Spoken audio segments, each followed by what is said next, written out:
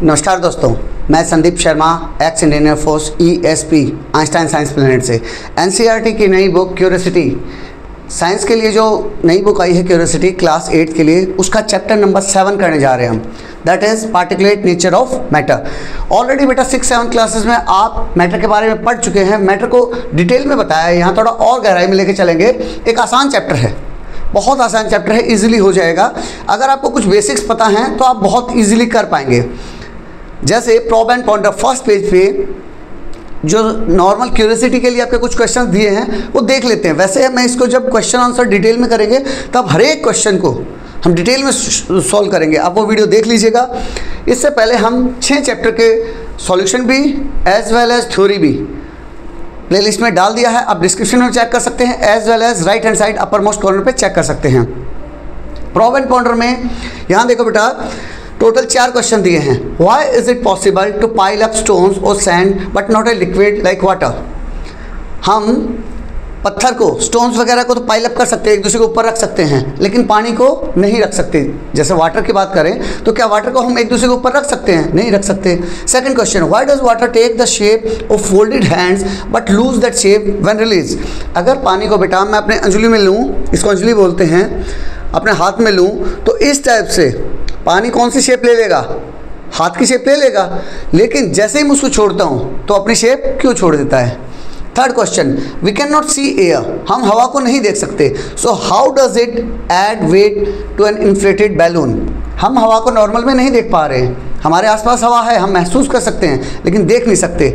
Even then जब एक balloon है उसमें मैं हवा भरता हूँ तो खाली बैलून का वेट चेक करेंगे और भरे हुए बैलून का चेक करेंगे तो आपके भरे हुए बैलून में वेट ज़्यादा मिलेगा। ये क्वेश्चन है।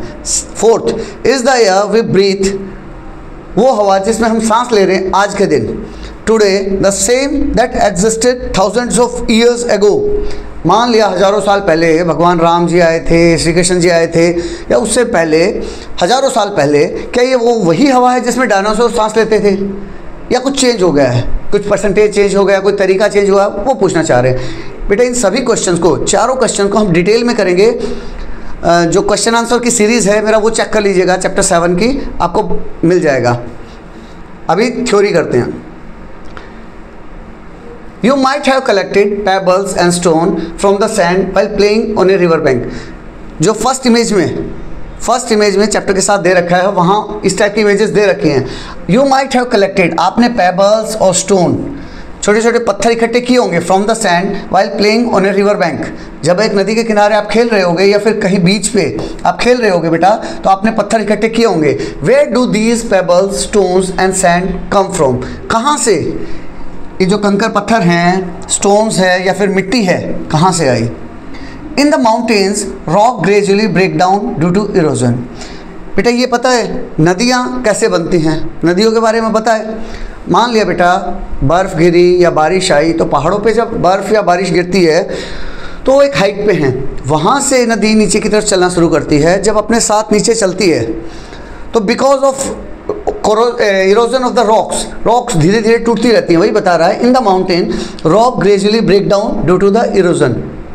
जो चट्टानें हैं इरोजन के कारण धीरे धीरे टूटती रहती हैं। River flowing through these regions, वहाँ से फिर नदियाँ निकलती हैं। जब नदी अपने साथ वो कंकर पत्थर लेके चलेगी ना, धीरे धीरे उसको ग्रेजुअली काटती जाएगी। इसीलिए आपने देखा होगा नदी के पत्थर शेप में गोल टाइप मिलेंगे, गोल ओवल उस शेप के मिलेंगे। This region carry along the eroded rocks, जो इरोडेड रॉक है, टूटी हुई चट्टानें हैं, उनको अपने साथ लेके आएगी। एज द रिवर फ्लो, जैसे जैसे नदी बहती रहेगी, they continue to break down the rocks, वो चट्टानों को तोड़ते रहेंगे। फर्दर इनटू पेबल्स, अब बड़ी चट्टान है, बड़ा पत्थर लेके चली, जैसे जैसे नीचे आएंगे वो पेबल्स में, स्टोन्स में, या और छोटे होके बिल्कुल मिट्टी का कण बन जाएंगे। And transport large quantity of them to the plains. और इस तरह से जो नदी पहाड़ से स्टार्ट की थी वो बहुत सारे स्टोन्स को, पेबल्स को या फिर सैंड को ट्रांसपोर्ट करती है, large quantity of them to the plain तक लेके आती है। The bigger rocks are eventually broken down into finer grains of sand. तो इससे आपने क्या देखा, जो बड़ी बड़ी चट्टानें थी वो eventually mean at the last, धीरे धीरे जो ये प्रोसेस हुआ तो एट द लास्ट क्या हुआ, it broken down into finer grains, वो टूट गई छोटे छोटे पत्थर में, of Sands and clay, clay में टूट गई। Is this grain the smallest unit of A bigger rock? Next question पूछ रहा है, जो ये ग्रेन आपको दिखाई दे रहा है, बिल्कुल छोटा सा कण दिखाई दे रहा है, is the smallest unit of A bigger rock? जो बड़ी चट्टान थी उसके सबसे स्मॉलेस्ट यूनिट है क्या, या इसके और पार्ट हो सकते हैं? और can these grain of sand and clay B broken down further? या फिर क्या मैं इन ग्रेन्स को, किस चीज़ के, सैंड के या क्ले के जो ग्रेन्स थे, can be broken down further, इसको और ज़्यादा तोड़ सकता हूँ क्या, और छोटे हिस्सों में तोड़ सकता हूँ क्या? लेट अस फाइंड आउट, आओ पता करते हैं। 7.1 what is matter composed of? 6th class से ही बेटा हमने मैटर को पढ़ना शुरू किया था। Anything that occupy space and having mass is known as matter. जो हमारे चारों तरफ बेटा कोई भी चीज़ जो स्पेस ऑक्यूपाई कर रही है और उसका कुछ न कुछ मास है, आपके आसपास दीवार है, टेबल, चेयर, पंखा, सब कुछ, ये मार्कर से लेके हर चीज़ मैटर की बनी हुई है। तो वही पूछ रहा है what is matter compose of? Matter किस चीज़ का बना हुआ है? ये आपको एक एक्टिविटी के थ्रू बता रहा है। Take a stick of chalk. Teacher बेटा जो स्कूल में चॉक यूज़ करते हैं वो चॉक ली मैंने, and break it into 2 pieces, और उसको 2 पीसेस में तोड़ लो, बीच में से यूँ तोड़ लो, 2 पीस कर दिए। 2 पीस के बाद उसको और तोड़ते जाओ और तोड़ते जाओ। Continue breaking the chalk till it become difficult to break it further by hand. उसको तोड़ते रहो तोड़ते रहो तोड़ते रहो। कब तक तोड़ना है? जब तक आप उसको और आगे नहीं तोड़ पा रहे हो। मैक्सिमम जितना तोड़ सकते हो तोड़ दो। अब बिल्कुल छोटे छोटे पीस आ गए आपके पास। अब क्या करो बेटा, उसको grind the small pieces of chalk thus obtain using mortar and pestle. एक कुंडी वो देखिए बेटा जिसमें मम्मी वगैरह अदरक वगैरह पीस के मसाले पीसने के लिए यूज़ करती हैं, एक पत्थर का बना हुआ आपके घर में होगा, उसको मोटर का यूज़ करते हुए आप इसको चॉक को बिल्कुल पीसेस में बना लो, बिल्कुल पीस बना लो। इन केस अगर आपके पास मोटर नहीं है तो आप क्या यूज़ कर सकते हो? आप मिक्सी यूज़ कर सकते हो। मिक्सी में चॉक का पाउडर बना, बेसिकली उसको बहुत छोटे छोटे पार्ट में तोड़ना है। Observe the fine particles of chalk with A magnifying glass. अब जो बेटा ये देखो, जो आपको फाइन पार्टिकल्स मिले, मैंने इसको चॉक का पाउडर बना लिया। चॉक का पाउडर बनाने के बाद अब मैं इसको मतलब अगर मेरे पास माइक्रोस्कोप है तो माइक्रोस्कोप का यूज़ करके, अदरवाइज मैग्नीफाइंग ग्लास का यूज़ करते हुए मैं उसको ध्यान से देखूंगा। What do you observe? Each tiny grain you observe is still a speck of chalk. अभी भी अब जो टाइनी ग्रेन आप देख रहे हो वो क्या है? एक स्पेक ऑफ चॉक है, एक कण है। अभी भी एक वो कण टाइप बिल्कुल छोटा सा पार्टिकल दिखाई देगा मुझे। Is every speck of this fine chalk powder still composed of the same substance or has it changed into something else on breaking or grinding? अब ये इस बच्चे को क्या डाउट आया, क्या जो मैं बहुत छोटा सा कण देख रहा हूँ ना, बहुत छोटा सा स्पैक देख पा रहा हूँ चाक पाउडर का, still compose of the same substance, क्या ये अभी भी उसी सब्सटेंस का बना हुआ है क्या जिसकी चौक बनी हुई थी? समझ रहे हो भाई? जो चौक जिस चीज़ की बनी थी, किसकी की बनी थी? लाइमस्टोन की बनी थी बेटा, चूने के उसकी बनी थी। क्या अब ये जो लास्ट सबसे छोटा पार्टिकल देख पा रहा हूँ, क्या अभी भी उसी चीज़ का बना है या कुछ और चीज़ का बना है?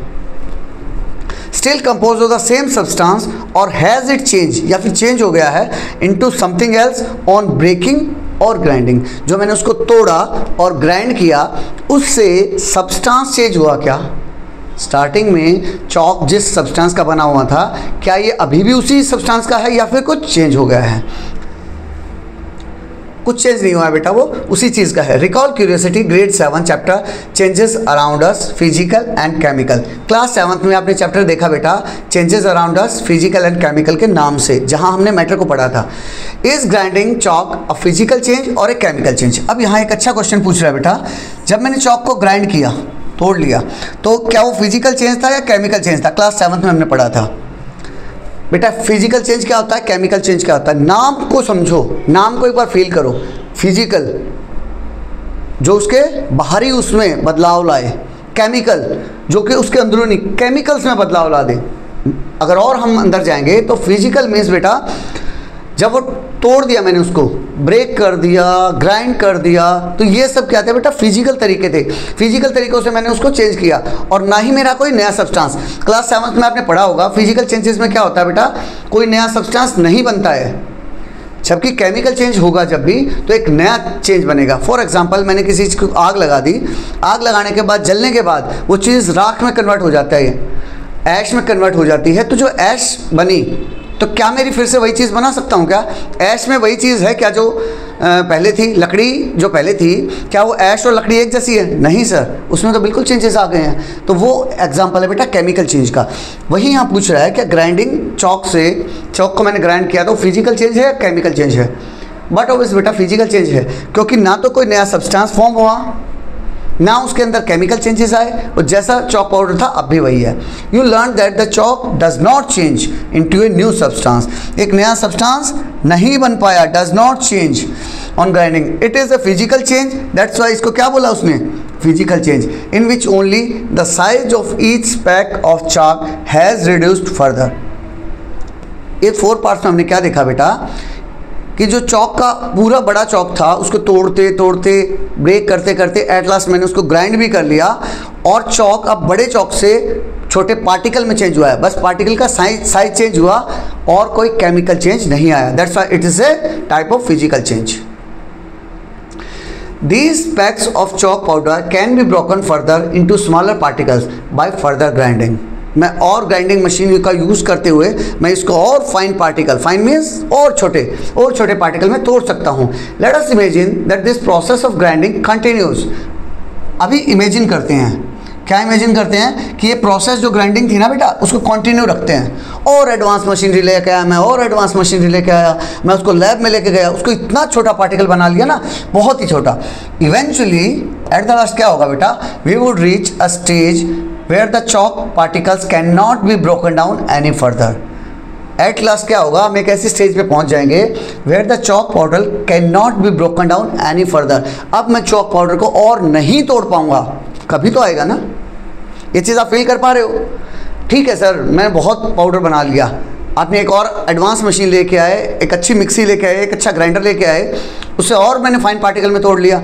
इस टाइप से कभी ना कभी हम एक ऐसी स्टेज पे पहुंच जाएंगे जिससे आगे मैं उसको और ग्राइंड नहीं कर सकता, मेरा सबसे छोटा पार्टिकल आ जाएगा।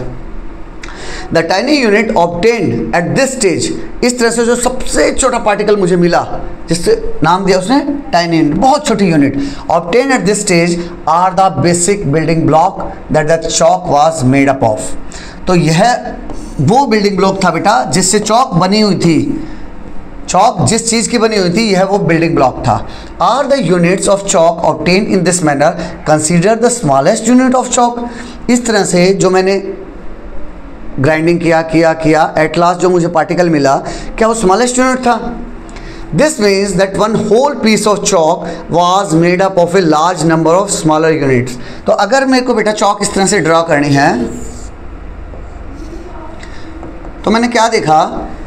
बहुत छोटे छोटे पार्टिकल्स, यही ऐसा ही होगा ना बेटा, वो चॉक यूँ इस टाइप से बेटा छोटे छोटे बहुत ही छोटे छोटे पार्टिकल से मिलके बनी होगी, बहुत छोटे छोटे पार्टिकल्स इस टाइप से उसके अंदर अरेंज होंगे। was made up of a large number of smaller units. These units are called constituents particle of chalk. नाम को देखो बेटा, इन यूनिट को क्या कहा गया? Constituents particle of chalk. Chalk को बनाने वाले कंस्टिट्यूएंट जिससे मिलके वो बनी हैं। A constituent particle is the basic unit that makes up a larger piece of a substance और मैटर। कॉन्स्टिट्यूएंट पार्टिकल को डिफाइन कर रहा है बेटा। कॉन्स्टिट्यूएंट पार्टिकल क्या है? वो बेसिक यूनिट है, वो बेसिक बिल्डिंग ब्लॉक है that makes up larger piece of a substance, जो बड़ा सब्सटेंस बनाते हैं या मटेरियल बनाते हैं। अब आप एट प्रेजेंट आप कहीं ना कहीं किसी रूम में बैठे होंगे, तो एक बात बताओ बेटा, ये रूम जिस रूम में आप बैठे हुए हो वो किस चीज़ से मिलके बना है? सर छोटी छोटी ब्रिक्स थी, ईंटें थी, वो ईंट मिलके और फिर इस टाइप से पूरा घर बना है। तो वही बात कर रहे हैं बेटा, उसी टाइप से जैसे चॉक को भी आप तोड़ते गए तो लास्ट में आपको एक चॉक का सबसे छोटा पार्टिकल मिलेगा। इसी हिसाब से अगर मैं रूम को तोड़ते जाऊं तो लास्ट में मुझे क्या मिलेगा? एक ईंट मिलेगी, जो ईंटें बहुत सारी ईंट मिल के ब्रिक्स मिल के उन्होंने घर बनाया है। तो इसीलिए घर के केस में ईंट मेरा बिल्डिंग ब्लॉक था। सिमिलरली यहाँ जो कंस्टिट्यूएंट पार्टिकल की बात कर रहे हैं वो मेरा पूरा बिल्डिंग ब्लॉक था, पूरे उस पार्टिकल को बनाने के लिए, उस सब्सटेंस को बनाने के लिए, उस मैटर को बनाने के लिए। Just like chalk, the grains of sand and clay are not the smallest unit of bigger rocks. जब हम रॉक्स की बात कर रहे थे तो वो बता रहा है कि जैसे यहाँ आपने चॉक पाउडर में देखा, इसी तरह से जो सैंड पार्टिकल मिला वो भी स्मॉलेस्ट यूनिट नहीं था, सैंड पार्टिकल के अंदर भी और छोटे छोटे पार्टिकल्स थे. These are also made up of a large number of their constituent particle. तो जो सैंड का छोटा सा पार्ट था वो भी large number of constituent particle से मिलके बना था, उसके अंदर भी छोटे छोटे कई पार्टिकल्स थे. Let us explore further. Recall the dissolution of sugar into water to form a solution. बेटा घर में पापा मम्मी मीठा पानी बनाते हैं तो उसमें क्या करते हैं, शुगर को पानी में मिक्स करते हैं एक सॉल्यूशन बनाने के लिए. मीठा पानी बनाने के लिए एक गिलास लिया, उसमें हम चीनी डाल देते हैं, नींबू डाल देते हैं, नमक डाल देते हैं, तो उस हिसाब से चीनी का और पानी का घोल बनाते हैं, जो उसके बारे में बता रहे हैं. What happens to sugar when it is dissolved in water. चीनी के साथ क्या होता है, एक गिलास पानी लिया मैंने, उसमें 2 चम्मच चीनी डाली, आप थोड़ी देर उसको स्टिर करो तो आपने क्या देखा, आप देखोगे बेटा वो थोड़ी देर बाद चीनी गायब हो जाती है. वो चीनी कहाँ चली जाती है. या फिर इसी टाइप से मैं पानी एक गिलास पानी लिया, उसमें सॉल्ट डाला, सॉल्ट थोड़ी देर स्टिर करोगे वो चीनी से पहले मिक्सअप हो जाएगा, कहीं गायब हो जाता है. एक एक्टिविटी की तरह समझा रहा है बेटा. Fill a glass tumbler with drinking water. एक ग्लास ले लो पानी का और उसमें ड्रिंकिंग वाटर डालो. Put 2 teaspoon of sugar into it. उसमें 2 चम्मच चीनी डाल दो. Do not stir the water. Taste a small spoonful of water from the top layer of the glass. अभी उसको मिक्स मत करो. मिक्स करने से पहले आपने चीनी डाल दी तो आप क्या देखोगे, चीनी नीचे जाके बैठ जाएगी, नीचे जाके सेटल डाउन हो जाएगी. आप ऊपर से एक चम्मच लो और एक चम्मच ट्राई करके देखो क्या पानी मीठा है क्या. नहीं, पानी मीठा नहीं मिलेगा. आफ्टर दैट आप उसको स्टिर करो अच्छे से ताकि वो पूरी चीनी घुल जाए. पूरी चीनी घुल जाए उसके बाद 1 चम्मच स्पून करो, 1 चम्मच को आप फिर से ट्राई करो. अब जब आप 1 चम्मच को ट्राई करोगे तो आपको दिखेगा, महसूस होगा कि पानी मीठा हो गया है. वही समझा रहा है. Does the water test sweet. जब मैंने बिना मिक्स किए पानी को ट्राई किया तो क्या आपको पानी मीठा महसूस हुआ. No sir, it was nothing like that. Now stir the water until the sugar dissolve completely. उसको स्टिर करो जब तक चीनी अच्छे से मिल ना जाए. Again taste a spoonful of water from the top layer. अब टॉप लेयर से फिर से 1 चम्मच ट्राई करो. What difference in taste do you notice. आपने क्या नोटिस किया टेस्ट में. Does it taste sweet. क्या अब वो मीठा महसूस होगा क्या. सर बिल्कुल होगा. क्यों नहीं होगा सर, चीनी मिक्स हो गई है. ये तो 3rd 4th क्लास का बच्चा बता देगा, फिजिकल वो है बेटा इसमें easily. Since the top layer of water test sweet after dissolving sugar. क्योंकि जो टॉप लेयर पानी का वो मीठा मुझे महसूस हुआ जब मैंने उसमें चीनी मिक्स कर दी. It must be present in the solution. तो इसका मतलब वो सॉल्यूशन में ही है, कहीं गई नहीं है चीनी. Do you observe any sugar particle in the solution. क्या आपको इसमें शुगर पार्टिकल मिलेंगे क्या. अब नहीं मिलेंगे सर, अब वो उसके अंदर मिक्स हो गए हैं. Sugar particles can no longer be observe. अब मैं उनको और नहीं देख पाऊंगा, अब वो मुझे नहीं दिखाई देंगे. But their presence can be sensed by taste. लेकिन उनकी प्रेजेंस मुझे फील हो रही है. जैसे ही मैंने पानी पिया मुझे फील हुआ कि मीठा है. It means sugar is there itself. When sugar dissolves in water, it breaks up into its constituent particle. जब शुगर डिजोल्व हुआ पानी में तो ये ब्रेकअप हो गया. It breaks up into its constituent particle. मैं बताया था बेटा, शुगर का जो लास्ट क्यूब भी है ना, छोटी से छोटी क्यूब, वो भी लास्ट पार्टिकल नहीं है, उसको और छोटे पार्ट्स में तोड़ सकते हैं, जिसे उसने कंस्टिट्यूएंट पार्टिकल बोला. Which can not B broken down further. अब उसको और ज़्यादा नहीं तोड़ सकते. Each tiny grain of sugar is made up of millions and millions of such constituents particle. जो शुगर छोटी सी क्यूब भी मुझे दिखाई दे रही थी, जो मुझे लग रहा था कि दिस इज़ द लास्ट, इससे आगे और नहीं है, वो भी बेटा मिलियंस ऑफ कंस्टिट्यूएंट पार्टिकल से मिलके बनी है. Can you feel it. Millions बोल रहा हूँ, मिलियंस ऑफ मिलियन, इतने पार्टिकल से मिलके बनी है.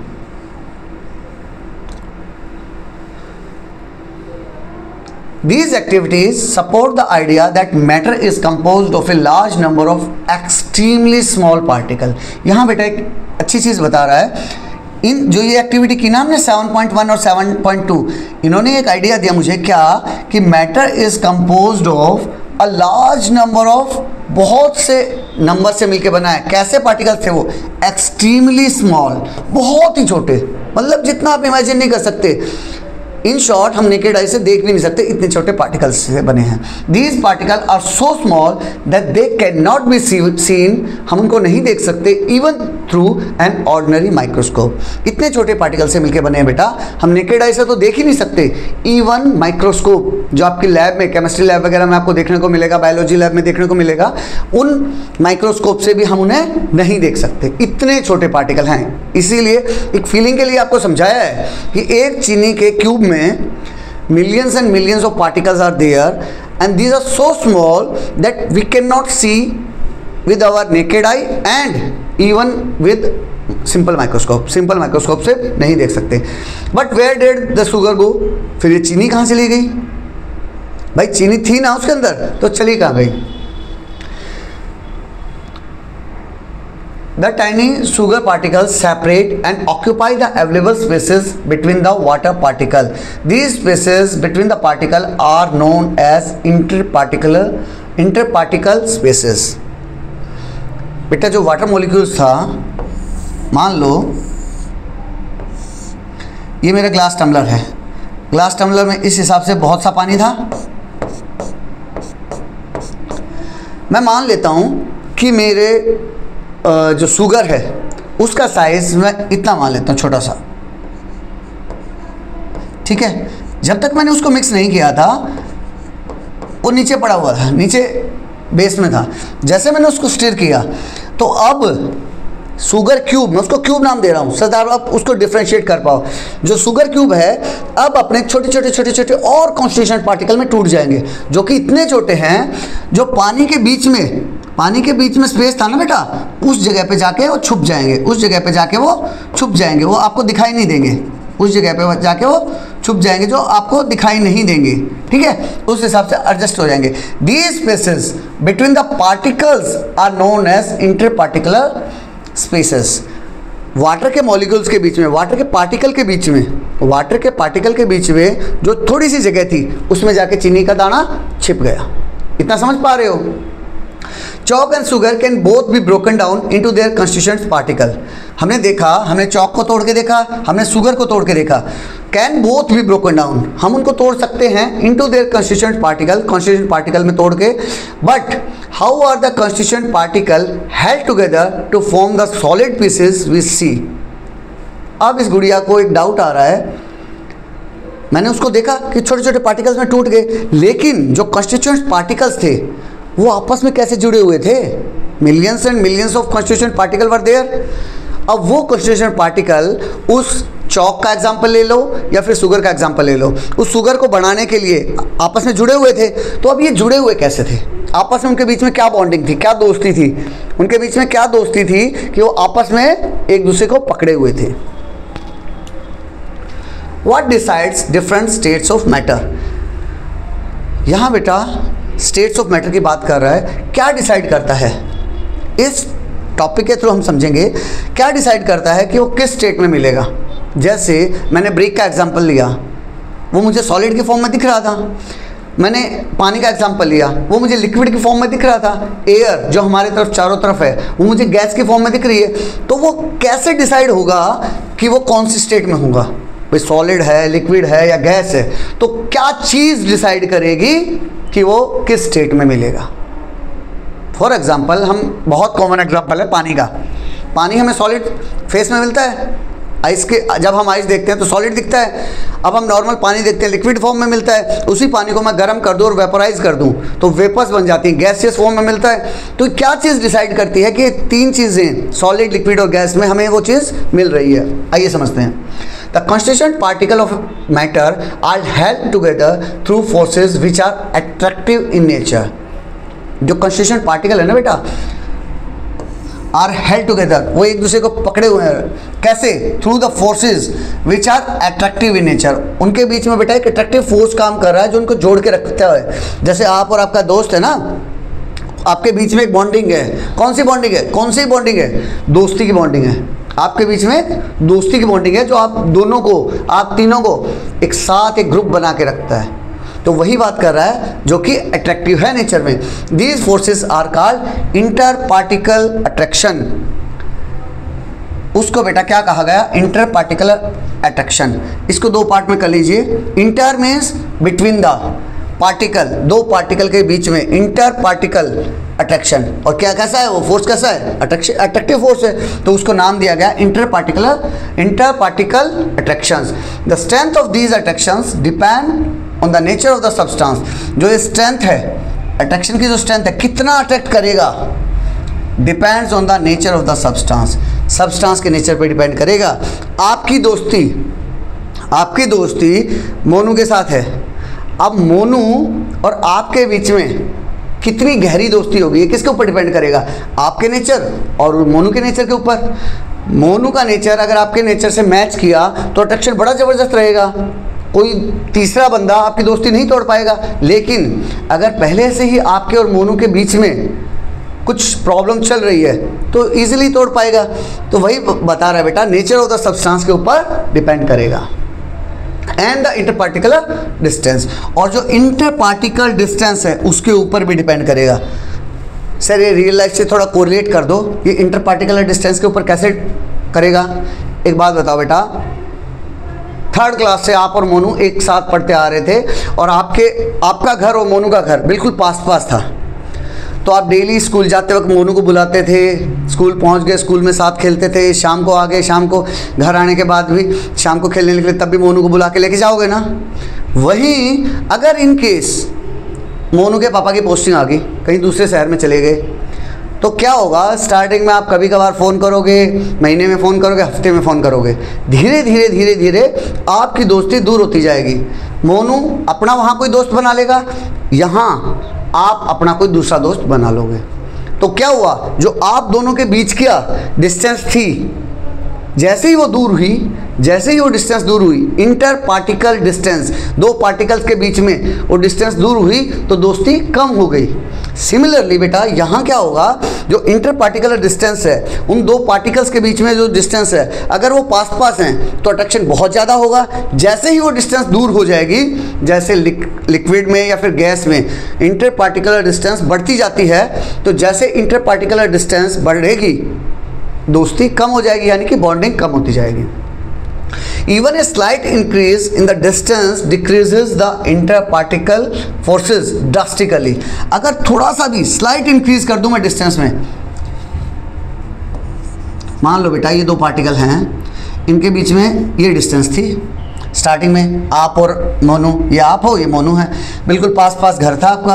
अगर ये डिस्टेंस थोड़ी सी भी बढ़ा देता हूँ मैं, ये डिस्टेंस थोड़ी सी भी बढ़ा दी मैंने, जैसे ही थोड़ी सी डिस्टेंस बढ़ाई तो डिक्रीजेस द इंटरपार्टिकुलर फोर्स, तो आपके बीच में इंटरपार्टिकल फोर्स, जो अट्रैक्टिव फोर्स था, वो तेजी से ड्रास्टिकली खत्म होता जाएगा, कम होता जाएगा। The strength of these forces ultimately decides the physical state of the substances. तो ये जो फोर्सेस की स्ट्रेंथ थी, ultimately at the last decide the physical state of the substance, और यही डिसाइड करेगी कि वो सब्सटेंस बहुत पास है। अगर दोनों पास रह रहे हैं तो सब्सटेंस सॉलिड होगा, थोड़ा दूर चले गए तो लिक्विड होगा, और दूर चले गए तो गैस बन जाएगा। नेक्स्ट हमारे साइंटिफिक हेरिटेज के बारे में बता रहा है। Do you know that since ancient times, बहुत पुराने टाइम से, people have been thinking about how far things could be broken down. बहुत पुराने टाइम से लोग सोचते थे, वो भी बेटा आप लोगों की तरह बहुत ही क्यूरियस थे, उनके पास इंस्ट्रूमेंट ज़्यादा नहीं भी थे, लेकिन उनका IQ वगैरह बहुत अच्छा था, बहुत अच्छा एनालाइज करते थे। तो वो क्या सोचते थे कि भाई किसी चीज़ को मैं कितना तोड़ सकता हूँ, और तोड़ सकता हूँ, कोई तो लिमिट होगी ना। तो वही बोल रहा है, could be broken down and what is matter made up of, और मैटर किस चीज़ का बना हुआ है। आचार्य कनद, ये हमारे बेटा आचार्य कनद जी थे, एंड एंशिएंट इंडियन फिलोसोफर, एक इंडियन फिलोसोफर थे। First spoke about the idea of परमाणु, पहली बार बेटा आज के साइंस के हिसाब से परमाणु की खोज इंडियन ने नहीं की थी, क्योंकि नई किताबों में इस हिसाब से दे रखा है, लेकिन पहली बार उन्होंने परमाणु के बारे में, इंडियन फिलोसोफर थे आचार्य कनद जी, उन्होंने बताया ही believe that matter is made up of tiny individual. Matter किस चीज़ का बना हुआ है, बहुत ही छोटे छोटे इंडिविजुअल पार्टिकल्स का बना हुआ है, एटर्नल पार्टिकल्स, पौराणिक पार्टिकल से बना हुआ है, कार्ड परमाणु, जिसे उन्होंने नाम दिया परमाणु। जिसे आज मॉडर्न साइंस में हम एटम के नाम से जानते हैं, मॉडर्न साइंस में हम एटम के नाम से जानते हैं, उसका परमाणु का नाम किसने दिया था? आचार्य कनद साहब ने। This idea was written in his work, यह आइडिया उन्होंने अपनी बुक, जिसे वर्क के नाम से दिया है, अपने काम में, अपनी बुक में, कार्ल वैशिका सूत्रा, वैशिका सूत्रा में बेटा, वैशिका सूत्रा में उन्होंने ये दिया था। अब इससे आगे बेटा दिया है, let us explore how these attractions very in different states. अब यहाँ बेटा डिफरेंट स्टेट्स के बारे में बात करेगा, जो आपने 6th और 7th क्लास में पढ़ी थी। डिफरेंट स्टेट्स ऑफ मैटर कितने टाइप की थी? 3 टाइप की, solid, liquid and gas. Solid, liquid और गैस में क्या फ़र्क था? सर सॉलिड में क्या था, पार्टिकल्स बहुत पास पास अरेंज थे। जब पास पास अरेंज थे तो उनके बीच में बहुत स्ट्रॉन्ग वाली दोस्ती थी, स्ट्रॉन्ग वाली दोस्ती थी तो उसके बीच में बॉन्डिंग बढ़िया वाली थी, इसीलिए ना तो वो अपनी शेप चेंज कर पा रहे थे, ना ही साइज चेंज कर पा रहे थे। जैसे ही सॉलिड से लिक्विड में गए तो क्या हुआ? डिस्टेंस, इंटर पार्टिकल डिस्टेंस बढ़ गई, और डिस्टेंस बढ़ेगी तो दोस्ती कम हो जाएगी। मीन्स अब आपका मोनू कॉलोनी छोड़ के गया है, शहर छोड़ के नहीं गया, तो शहर छोड़ के नहीं जाएगा, साइड वाली कॉलोनी में जाएगा तो आप कभी कभार मिल लोगे। तो वही काम यहाँ हुआ। तो ये क्या है, कभी कभार मिल लेंगे लेकिन रहेंगे थोड़ा थोड़ा दूर दूर, इसीलिए साइज सेम रहेगा और शेप चेंज नहीं रह पाएगी। जिस बर्तन में आप डालोगे लिक्विड वैसा हो जाएगा। अब बात करते हैं गैस की। गैस में क्या हुआ, जो इंटर पार्टिकल डिस्टेंस इतनी थी अब वो बढ़ के ज़्यादा हो गई है। अब ज़्यादा हो गई तो अब ये मोनू हमारा किसी दूसरे शहर में चला गया, अब दोस्ती बिल्कुल फ्री टाइप हो गई है। जब मोनू का मन करता है घूमने निकल गया, जब आपका मन किया आप घूमने निकल गए। इस हिसाब से हुआ क्या, इंटर पार्टिकुलर डिस्टेंस बढ़ने से अब उनकी दोस्ती बहुत कमज़ोर हो गई है। तो ना तो अब शेप सेम रह पाएगी, ना ही साइज सेम रह पाएगा। आइए समझते हैं सॉलिड स्टेट में how are constituent particle held together in solid. Solid में कंस्टिट्यूएंट पार्टिकल कैसे अपने आप को एक दूसरे को पकड़ के रखते हैं। Collect a few solid objects, कुछ सॉलिड ऑब्जेक्ट रखो बेटा, जैसे कि iron nail, rock salt. Rock salt कौन सा होता है बेटा? सेंधा नमक जो होता है ना, रॉक की फॉर्म में मिलता है वो। स्टोन, पत्थर का टुकड़ा ले लिया आपने, एक वुडन ब्लॉक ले ली, चाबी ले ली और पीस ऑफ एल्युमिनियम ले लिया। ये 6 चीज़ें ले ली। Observe their shape and size, उनका शेप और साइज को ध्यान से देखो। ट्राई हैमरिंग दैम, उनको हैमर करने की कोशिश करो। हैमर करने की कोशिश का मतलब समझ रहे हो क्या है? यहाँ अपने एग्जाम्पल से कोरिलेट करो। आपके और मोनू के बीच में बहुत अच्छी दोस्ती थी, एक हैमर आया, तीसरा हैमर, एक नया बच्चा आया आपकी क्लास में जो आपकी दोस्ती को तोड़ना चाह रहा है। तो इन केस अगर आपकी दोस्ती बहुत स्ट्रांग है, आपका अट्रैक्शन बहुत अच्छा है, तो हैमर आपको नहीं तोड़ पाएगा। वहीं यहाँ होगा, सॉलिड है इसका मतलब पार्टिकल बहुत नज़दीक है। अब जब नज़दीक हैं तो हैमर उनको नहीं तोड़ पाएगा। In which of the about 6 object do you think particles are strongly held together. अब आप जब इसमें मार के देखोगे तो जो सबसे ज़्यादा मजबूत होगा, जैसे मुझे आयरन नेल लग रही है, स्टोन लग रहा है, वो मजबूत रहेंगे, तो उनके बीच में दोस्ती नहीं टूट पाएगी। You must have notice that all these objects are solid. आपने क्या नोटिस किया कि ये सभी के सभी चीज़ें सॉलिड थी। They have a definite shape and volume, ये मैं पहले बता चुका हूँ आपको। उनकी एक डेफिनेट शेप रहेगी और उनका वॉल्यूम रहेगा। शेप मतलब जैसे जो पत्थर राउंड शेप में था वो राउंड शेप में ही रहेगा, वो लंबा मोटा पतला इस टाइप से नहीं चेंज करेगा। सिमिलरली वॉल्यूम भी सेम रहेगा। उस पत्थर को मैं बकेट में रख दूं, कढ़ाई में रख दूं, पतीले में रख दूं, कहीं रख दूं, उसका शेप चेंज नहीं होगा। This is due to the fact that in solids the particles are tightly packed. Solid में पार्टिकल्स बेटा बहुत टाइटली पैक हैं। And the inter particle attraction, जब वो पास हैं तो अट्रैक्शन कैसा होगा सर? बहुत ही स्ट्रॉन्ग होगा। अट्रैक्शन कैसा होगा? Very strong. These strong forces of attraction hold the particle in fix position. तो स्ट्रॉन्ग फोर्सेस ऑफ अट्रैक्शन क्या करेगा बेटा? पार्टिकल्स को फिक्स पोजिशन पे रखेगा, हिलने नहीं देगा, preventing them from moving freely, और फ्रीली मूव नहीं करने देगा, जैसे हम फिगर 7.4a में देख पा रहे हैं। इधर देखो बेटा, यहाँ उसने सॉलिड दिखाया है। सॉलिड में क्या है, ये पार्टिकल देखो और ये पार्टिकल देखो, 2 पार्टिकल हैं, इनके बीच में डिस्टेंस देखो एक बार ध्यान से, बिल्कुल ना के बराबर है। ये डिस्टेंस बहुत ही कम है। और जब डिस्टेंस कम होगी तो क्या है, दोस्ती उतनी स्ट्रांग होगी। तो दोस्ती उतनी स्ट्रांग होगी, ये अब मूव नहीं कर सकते। बस ये यहाँ क्या दिखा रखा है बेटा, ये दिखा रखा है कि ये पार्टिकल कहीं नहीं जाएगा, अपनी ही पोजीशन पे वाइब्रेट करेगा। कैसे?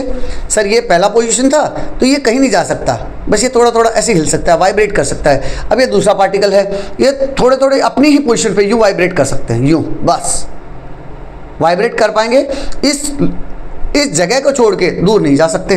Where as in case of liquid, ये लिक्विड दिखा रखा है, यहाँ ध्यान से देखो, ये दो पार्टिकल हैं पास पास वाले, इन दो पार्टिकल्स के बीच में डिस्टेंस बहुत ज़्यादा है। डिस्टेंस ज़्यादा है तो क्या होगा बेटा, ये अपने लोकेशन को छोड़ के फ्रीली मूव कर सकते हैं। इसीलिए लिक्विड में बेटा साइज सेम रहेगा। अगर 1 लीटर दूध है मेरा, तो चाहे आप किसी भी बकेट में डाल दो, कढ़ाई में डाल दो, मटके में डाल दो, 1 लीटर ही रहेगा। लेकिन शेप चेंज कर लेगा। अगर मैंने उसे जग में डाला तो जग की शेप में आ गया, मैंने कढ़ाई में डाला तो कढ़ाई की शेप में आ गया। क्यों? क्योंकि वो मूव कर पा रहा था, ये बेटा इस चैप्टर का जिस्ट है। अगर आपको ये चीज़ समझ नहीं आ रही तो चाहे दोबारा रिवाइंड करके देख लेना। ये कहानी जिस बच्चे को समझ आ गई उसको ये चैप्टर बिल्कुल हलवा लगेगा, वो चैप्टर बिल्कुल इसको हलवा लगेगा। वो कहेगा सर कुछ नहीं है इस चैप्टर में, मैं कर दूंगा। तो ये चीज़ अच्छे से समझ लेना। The particles can only move to and fro. जो पार्टिकल है वो बस अपनी पोजीशन के to and fro, left right vibrate कर सकता है about their position, that is vibrate और ऑसिलेट। वाइब्रेट कर पाएगा but can not move past each other, लेकिन छोड़ के नहीं जा पाएगा। When solids are heated their particles vibrate more vigorously. लेकिन जब मैं इसी सॉलिड को गर्म करना शुरू किया, मैंने क्या किया बेटा,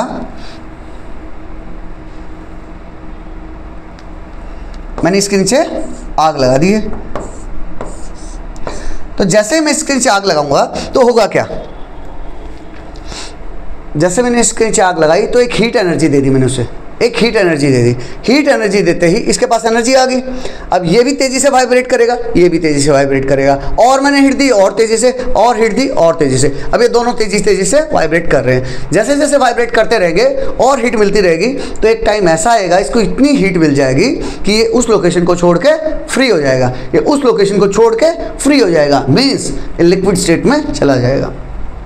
A stage is reached when these vibrations become so vigorous, वो इतने विगरस हो जाएगी, इतनी ज़्यादा हो जाएगी, that the particle starts leaving their position।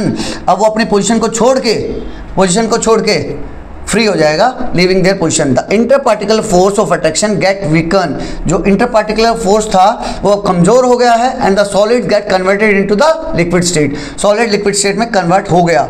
The temperature at which this happens is called the melting point of the solid. यह वो पॉइंट है, ये बेटा डेफिनेशन आ सकती है, डिफाइन मेल्टिंग पॉइंट। तो आप कहोगे वो टेम्परेचर जिस पे eight which this happens is the melting point of the solid. एक वो टेम्परेचर जिस पे सॉलिड पार्टिकल अपनी लैटिस पोजीशन को छोड़ के, अपनी सॉलिड स्टेट की पोजीशन को छोड़ के इतने विगरसली मूव करना शुरू किया कि वो लिक्विड स्टेट में चले जाएंगे। एग्जाम्पल के लिए आइस को जब हम मेल्ट करते हैं, कैसे मेल्ट होती है? सर कुछ नहीं, आप उसको तो आइस को तो आप खुले में भी रख दोगे तो थोड़ी देर बाद वो लिक्विड में कन्वर्ट हो जाएगी। तो वही तो हुआ, मेल्टिंग पॉइंट वही है 0.0 डिग्री सेंटीग्रेड के आसपास। अभी यहाँ मेल्टिंग पॉइंट को डिफाइन कर रहा है द मिनिमम टेम्परेचर, वो वाला टेम्परेचर जो कि मिनिमम है, सबसे कम को समझ रहे हो भाई? आइस 10 डिग्री पे मेल्ट कर जाएगी, आइस 15 डिग्री पे रख दोगे तब भी मेल्ट कर जाएगी, 55 पे रख दोगे तब भी मेल्ट कर जाएगी। लेकिन सबसे कम टेम्परेचर कौन सा है? 0 डिग्री। तो 0 डिग्री इसका मेल्टिंग पॉइंट कहलाएगा। The minimum temperature at which a solid melt हो जाएगी to become a liquid, melt होकर लिक्विड में बदल जाएगा एट द एटमॉस्फेरिक प्रेशर के ऊपर। नॉर्मल कंडीशन जो एटमॉस्फेरिक प्रेशर है उसी पे is called the melting point, उसी को मेल्टिंग पॉइंट कहा गया है। Generally in a liquid state particles are somewhat farther than from each other as compare to those in the solid state. जैसे बेटा हम डायग्राम में देख पा रहे थे, लिक्विड स्टेट में सॉलिड के कंपैरिजन में इंटर पार्टिकुलर डिस्टेंस ज़्यादा थी और इसीलिए वो इजीली मूव कर पा रहे थे। Whereas ice is an exception, ice एक एक्सेप्शन है। Its particle are farther apart than those in the water. अभी हमने बताया कि सॉलिड में नज़दीक होते हैं, लिक्विड में थोड़े दूर चले जाते हैं, लेकिन वाटर बेटा एक अलग टाइप का एक्सेप्शन टाइप है, जहाँ आइस एक उल्टा कैरेक्टर दिखाएगा। Ice is an exception, its particle are farther apart. Ice solid होते हुए भी उसके पार्टिकल्स दूर रहते हैं। दिस इज़ द रीज़न कि आइस पानी के ऊपर फ्लोट करती है, आइस की डेंसिटी कम हो जाती है। मैंने इस पर एक यूट्यूब शॉर्ट्स भी बनाया है, आप मेरे चैनल पे चेक कर सकते हैं, पूरा डिटेल में बनाया इसके बारे में। Some solids have weak interparticle force of attraction, कुछ सॉलिड में कमज़ोर इंटरपार्टिकल फोर्स ऑफ अट्रैक्शन होता है। So their melting points are very low, और तो इसीलिए उनका जो मेल्टिंग पॉइंट है ना बेटा वो काफ़ी कम मिलेगा। While others have strong attractive force. जैसे हम आयरन की बात कर लें तो आयरन को मेल्ट करने के लिए 1500 से भी ज़्यादा डिग्री सेंटीग्रेड चाहिए, लेकिन वही जो हम वाटर की बात कर रहे हैं तो आइस को मेल्ट करने के लिए मुझे 0 डिग्री आसपास मेल्ट हो जा रहा है। तो डिपेंड करेगा कि उसके बीच में बॉन्डिंग कितनी ज़बरदस्त है। While others have strong attractive force and have high melting points, और कुछ का मेल्टिंग पॉइंट बहुत ज़्यादा होता है। Some example of solid and their melting points are shown. आपको ये महसूस कराने के लिए बेटा कि कितना फ़र्क हो सकता है, जैसे हम मेल्टिंग पॉइंट्स के बारे में बात कर रहा है, अगर मैं आइस की बात करूं तो आइस का मेल्टिंग पॉइंट 0 डिग्री पे ही मेल्ट हो जाता है। वेयर एज यूरिया जो खेतों में यूज़ करते हैं एज ए फर्टिलाइज़र, वो 133 डिग्री सेंटीग्रेड के आसपास हो रहा है। वेयर एज नेल 1500 से भी ज़्यादा डिग्री सेंटीग्रेड पे मेल्ट हो रहा है। ये आपको क्या समझाने के लिए बेटा, इसलिए कि ऐसा नहीं है कि सब सॉलिड एक जैसे हैं। हमने सॉलिड को डिफाइन किया कि वो नज़दीक है, तो आपको लगेगा कि नहीं सर सब सॉलिड लगभग एक ही डिग्री सेंटीग्रेड पे आसपास मेल्ट होते होंगे। नहीं बेटा, अलग अलग मेल्टिंग पॉइंट है। Solids have a definite volume, what about liquids and gas. Solid में हमने क्या देखा बेटा, उनका वॉल्यूम सेम है, उनका साइज भी सेम रहेगा और शेप भी चेंज रहेगी। लिक्विड और गैस में क्या रहेगा, आइए समझते हैं। नेक्स्ट बेटा लिक्विड के बारे में समझा रहा है एक एक्टिविटी के थ्रू। इस एक्टिविटी में क्या किया बेटा, जैसे मैंने बताया था, एक बोतल ली, एक जग लिया और एक गिलास लिया, उसमें 200 ml पानी डाला। तो जो 200 ml पानी उसने गिलास में डाला उसी को मैंने जग में डाला, उसी को 200 को मैंने बोतल में डाला। तो आप यहाँ क्या देख पा रहे हो कि यहाँ भी 200 ml के निशान पे था, यहाँ ये देखो 200 पे ही था, यहाँ भी 200 के आसपास ही था और यहाँ भी 200 ml के आसपास ही रहेगा। इट मीन्स उसके साइज़ में कोई फ़र्क नहीं आया। अगर 1 लीटर दूध ले रहा हूँ तो आप उसको किसी भी बर्तन में डाल दो वो 1 लीटर ही मिलेगा, लेकिन उसने शेप चेंज कर ली, यहाँ गिलास की शेप ले ली, यहाँ जग की शेप ले ली, यहाँ बोतल की शेप ले ली। वेयर एज अगर यही चीज़ मैं अगर एक सॉलिड के साथ करता, मान लिया एक पत्थर का टुकड़ा लेता, इस टाइप से, इस टाइप से, इस टाइप से, तो एक बात बताओ, सॉलिड में क्या होता, ना तो उसका साइज चेंज होता, यहाँ भी साइज वही है, यहाँ भी साइज वही है, यहाँ भी साइज वही है, और इवन शेप भी चेंज नहीं होती। यहाँ भी राउंड शेप का है, यहाँ भी राउंड शेप का और यहाँ भी राउंड शेप का है, लेकिन पानी ने शेप चेंज कर ली। Take 3 clean and dry containers of different shapes, label them A, B and C। जैसा हमने प्रैक्टिकल में किया, डिफरेंट शेप के 3 बर्तन ले लिए, उन्हें लेबल कर दो A, B, C के नाम से। Mark the 200 ml level in each container, 200 ml को मार्क कर दो यूजिंग ए मार्कर और by pasting a thin strip of paper. Fill container A with water up to the mark level, उसमें 200 ml पानी डाला, वही पानी को हम B में शिफ्ट कर देंगे, वही पानी को हम C में शिफ्ट कर देंगे और उनका शेप और लेवल चेक करेंगे। Now transfer the same water from container B to C में, B से C में चेंज कर दिया और ऑब्जर्व करो उसके शेप में और लेवल में कोई फ़र्क आया क्या। As we discuss level same रहेगा, 200 ml ही रहेगा, जहाँ भी देखोगे बेटा 200 ml मिलेगा, आपको शेप में फ़र्क आ जाएगा। You will notice that the water takes the shape of the container, shape change हो गया है। आप लिख सकते हो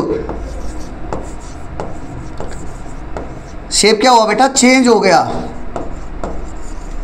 और साइज में no change.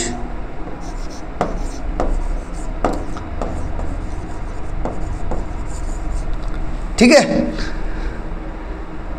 So we can say that the liquid do not have a fix shape. इसका मतलब लिक्विड के पास फिक्स शेप नहीं होती है, do not have, and take the shape of the container, और शेप चेंज कर लेते हैं, जिस कंटेनर में डालोगे उसी शेप के हो जाएंगे।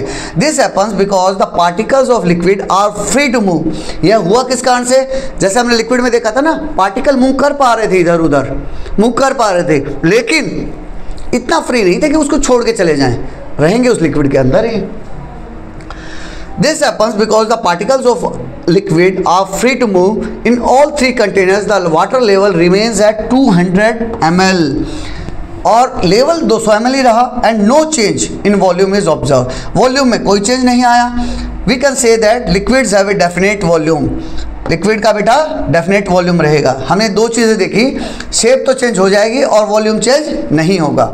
However if a container is not clean some water may stick to its wall. हाँ, ये हो सकता है कि मैंने 200 ml डाला और बर्तन अगर अच्छे से साफ़ नहीं है तो थोड़ा सा पानी 10 ml पानी उसी गिलास में या उसी जग में चिपका रह गया और नेक्स्ट में गया तो और 10 ml कम हो गया। तो इस हिसाब से मुझे लग रहा है कि पहले 200 ml था, फिर 190 हो गया, फिर 180 हो गया। इट डजंट मीन, ये हमारे एक्सपेरिमेंटल सेटअप में दिक्कत थी, ऐसा नहीं है कि पानी कहीं गायब हुआ है, ये हमारे एक्सपेरिमेंटल सेटअप में दिक्कत थी, बस यही बता रहा है। Activity 7.4 shows that the particles of liquid can move freely but only within a limit state। क्या बता रहा है बेटा, एक लिक्विड के जो पार्टिकल्स होंगे ना वो फ्रीली मूव कर सकते हैं but only with in A limited space, उसी स्पेस के अंदर अंदर घूमते रहेंगे, वो 200 ml के अंदर अंदर घूमते रहेंगे। देयरफॉर वी कैन इन्फर, हम एक अंदाजा लगा सकते हैं that liquids have no fix shape, fix shape नहीं होगी but have a fix volume. Important line है बेटा, इसको अपने नोट्स में लिख लेना। सॉलिड में हमने क्या देखा था, फिक्स शेप होगी और फिक्स साइज होगा। यहाँ क्या हुआ, फिक्स शेप नहीं है लेकिन वॉल्यूम शेप सेम रहेगा। Let us now compare inter particle force of attraction in liquid and solid. अब इंटर पार्टिकल अट्रैक्शन के बारे में बात कर रहा है, सॉलिड और लिक्विड का कंपैरिजन करके देखेंगे हम इस एक्टिविटी के through. Take some water in a shallow vessel, एक शैलो वेसल, शैलो का मतलब क्या होता है बेटा, जो बहुत ज़्यादा गहरा ना हो। जग नहीं लेना है आपको, एक इस तरह की प्लेट ले ली and try to move your finger through it, और इस हिसाब से उसमें से उंगली घुमा के देखो। Are you able to move your finger through the water, क्या आप इजीली पानी में से ऐसे अपनी उंगली घुमा पाओगे क्या? हाँ सर घुमा लेंगे, बहुत ईजी है।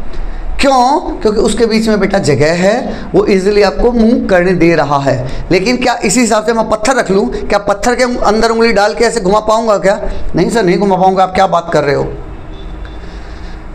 You can move your finger through water without breaking or cutting it permanently। आपने ना तो उसको तोड़ा है ना ही उसको काटा है। Even then आप easily अपनी फिंगर को घुमा पा रहे हो, which cannot be done in the case of the solid। जैसे हमने सॉलिड का एग्जांपल लिया, वहाँ आप बिना काटे या तोड़े उंगली घुमा ही नहीं सकते। When you try this, you are temporarily displacing water। आप temporarily वाटर को डिस्प्लेस कर रहे हो। जैसे ही मैं उंगली हटाऊंगा वो पानी अपनी जगह पे फिर से सेटल डाउन हो जाएगा। As soon as you remove your finger, जैसे ही आप अपनी उंगली हटाओगे, the position of the water is restored, पानी की पोजीशन रिस्टोर हो जाएगी। We can say that in liquids the inter particle attractions are slightly weaker than in the solid. हम क्या निष्कर्ष पे पहुंचे, हमने रिजल्ट क्या निकाला, इंटर पार्टिकल अट्रैक्शन कम था, are slightly weaker than in the solid. Liquid में जो इंटर पार्टिकल अट्रैक्शन था वो कमजोर था comparative to the solids, but still strong enough, लेकिन इतना कमजोर भी नहीं था, फिर भी स्टिल स्ट्रॉन्ग इनफ, इतना मजबूत तो था to keep the particle close together. पानी के अंदर ही रखे हुए था, बर्तन के अंदर ही रखे हुए था, ये नहीं था कि बर्तन को छोड़ के चला गया। इस हिसाब से रिकॉल क्यूरियोसिटी ग्रेड 6 क्लास में जो क्यूरियोसिटी की बुक में आपने पढ़ा टेम्परेचर एंड इट्स मेजरमेंट। अभी कुछ बच्चे सोच रहे होंगे कि बार बार सर बोल रहे 6th में पढ़ा, 7th में पढ़ा, हमने तो सर क्यूरियोसिटी पढ़ी ही नहीं। बिल्कुल बेटा आप सही बोल रहे हैं, आपने क्यूरियोसिटी अभी जो लास्ट क्लासेस में 7th और 6th में आपने नहीं पढ़ी है, अभी ये 2025 में ही लॉन्च हुई है तो आपने नहीं पढ़ी, लेकिन आपने ब्रिज कोर्स किया है। याद कीजिए आपने ब्रिज कोर्स किया है, और ब्रिज कोर्स में यही चीज़ें दी थी जो एक गैप बना रही थी पुराने करिकुलम में और नए करिकुलम में। ब्रिज कोर्स का पर्पज़ यही था कि आप क्यूरियोसिटी के जो टॉपिक्स थे, मेन टॉपिक्स, वो अच्छे से करके आएँ। तो हमने ब्रिज कोर्स में ये सब किया था। किस चैप्टर में? टेम्परेचर एंड इट्स मेजरमेंट में, where you observe the temperature of boiling water. Boiling water का जो टेम्परेचर है, when a liquid is heated stage comes when it start boiling. तो हमने वहाँ पढ़ा था, अगर मैं एक लिक्विड को गर्म करता रहूँ, फॉर एग्जांपल वाटर ही ले लेते हैं, जब मैं उसको बार बार कई देर तक गर्म करता रहा तो अराउंड 100 डिग्री सेंटीग्रेड के आसपास पानी बॉयल होना शुरू हो जाएगा। उसको क्या बोलेंगे? Boiling point. वही बता रहा है बेटा, the temperature at which a liquid boils, वो टेम्परेचर जिस पे एक लिक्विड बॉयल करना स्टार्ट कर देगा and turns into vapours at atmospheric pressure is called its boiling point. आपको क्या लगता है कि सॉलिड को जिसमें हल्का हल्का वाइब्रेशन हो रहा था, मैंने उसे गर्म किया तो वाइब्रेशंस इतने विगरस हो गए कि सॉलिड टूट के लिक्विड में बदल गया। अब दोनों पार्टिकल इधर उधर घूम रहे हैं अपने आसपास, उसको छोड़ के नहीं जा पा रहे लेकिन घूम रहे हैं। तो क्या इस लिक्विड को अब मैं गर्म कर दूं तो और ज़्यादा विगरस नहीं हो जाएगा ये? हाँ सर, लग तो रहा है। बेटा ये वही केस है। मैं अब लिक्विड को जो पहले से थोड़ा ज़्यादा फ्री हो गया है, सॉलिड के कंपैरिजन में ज़्यादा फ्री हो गया है, अब मैं इसको और गर्म करते जाऊँ और गर्म करते जाऊँ और गर्म करते जाऊँ तो एक टाइम ऐसा आएगा कि ये अपने सरफेस को ही छोड़ के चला जाएगा, अपने लिक्विड के सरफेस को ही छोड़ के वेपोराइज हो जाएगा, उड़ जाएगा। उसी पॉइंट को, उसी मिनिमम टेम्परेचर को हम बॉइलिंग पॉइंट कहेंगे, जो कि वाटर के केस में अराउंड 100 डिग्री सेंटीग्रेड है। जैसे हमने देखा मेल्टिंग पॉइंट अलग अलग सॉलिड्स के लिए अलग अलग था, सिमिलरली यहाँ बॉइलिंग पॉइंट अलग अलग लिक्विड्स के लिए अलग अलग रहेगा। फिर से समझिए, द टेम्परेचर एट विच, वो टेम्परेचर जिस पे कि एक लिक्विड बॉयल होना स्टार्ट कर देगा एंड टर्न्स इनटू वेपर, और वेपर में कन्वर्ट हो गया, या फिर आप ये कह सकते हो टर्न इनटू ए गैस, जो गैस में कन्वर्ट हो गया। कहाँ? Eight atmospheric pressure. Atmospheric pressure पे ही वही टेम्परेचर रहेगा, is called its boiling point. उसी को बॉइलिंग पॉइंट कहा गया है। The moment of particles becomes so vigorous, अब पार्टिकल्स इतने तेजी से मूव करने लग जाएंगे that they move apart from each other, वो एक दूसरे से इतना दूर चले जाएंगे, resulting in A decrease in the inter particle force of attraction. Inter particle force जो पहले से ही कम हो गया था, अब वो इतना दूर चले जाएंगे कि उनके बीच का अट्रैक्शन ना के बराबर हो जाएगा। Eventually the constituent particle can escape from the liquid state, और एट द लास्ट क्या होगा, जो कंस्टिट्यूएंट पार्टिकल हैं वो लिक्विड स्टेट को छोड़ के चले जाएंगे। The liquid is converted into vapours or the gaseous state. तो लिक्विड किस में कन्वर्ट हो गया बेटा? मेरा गैसियस स्टेट में कन्वर्ट हो गया।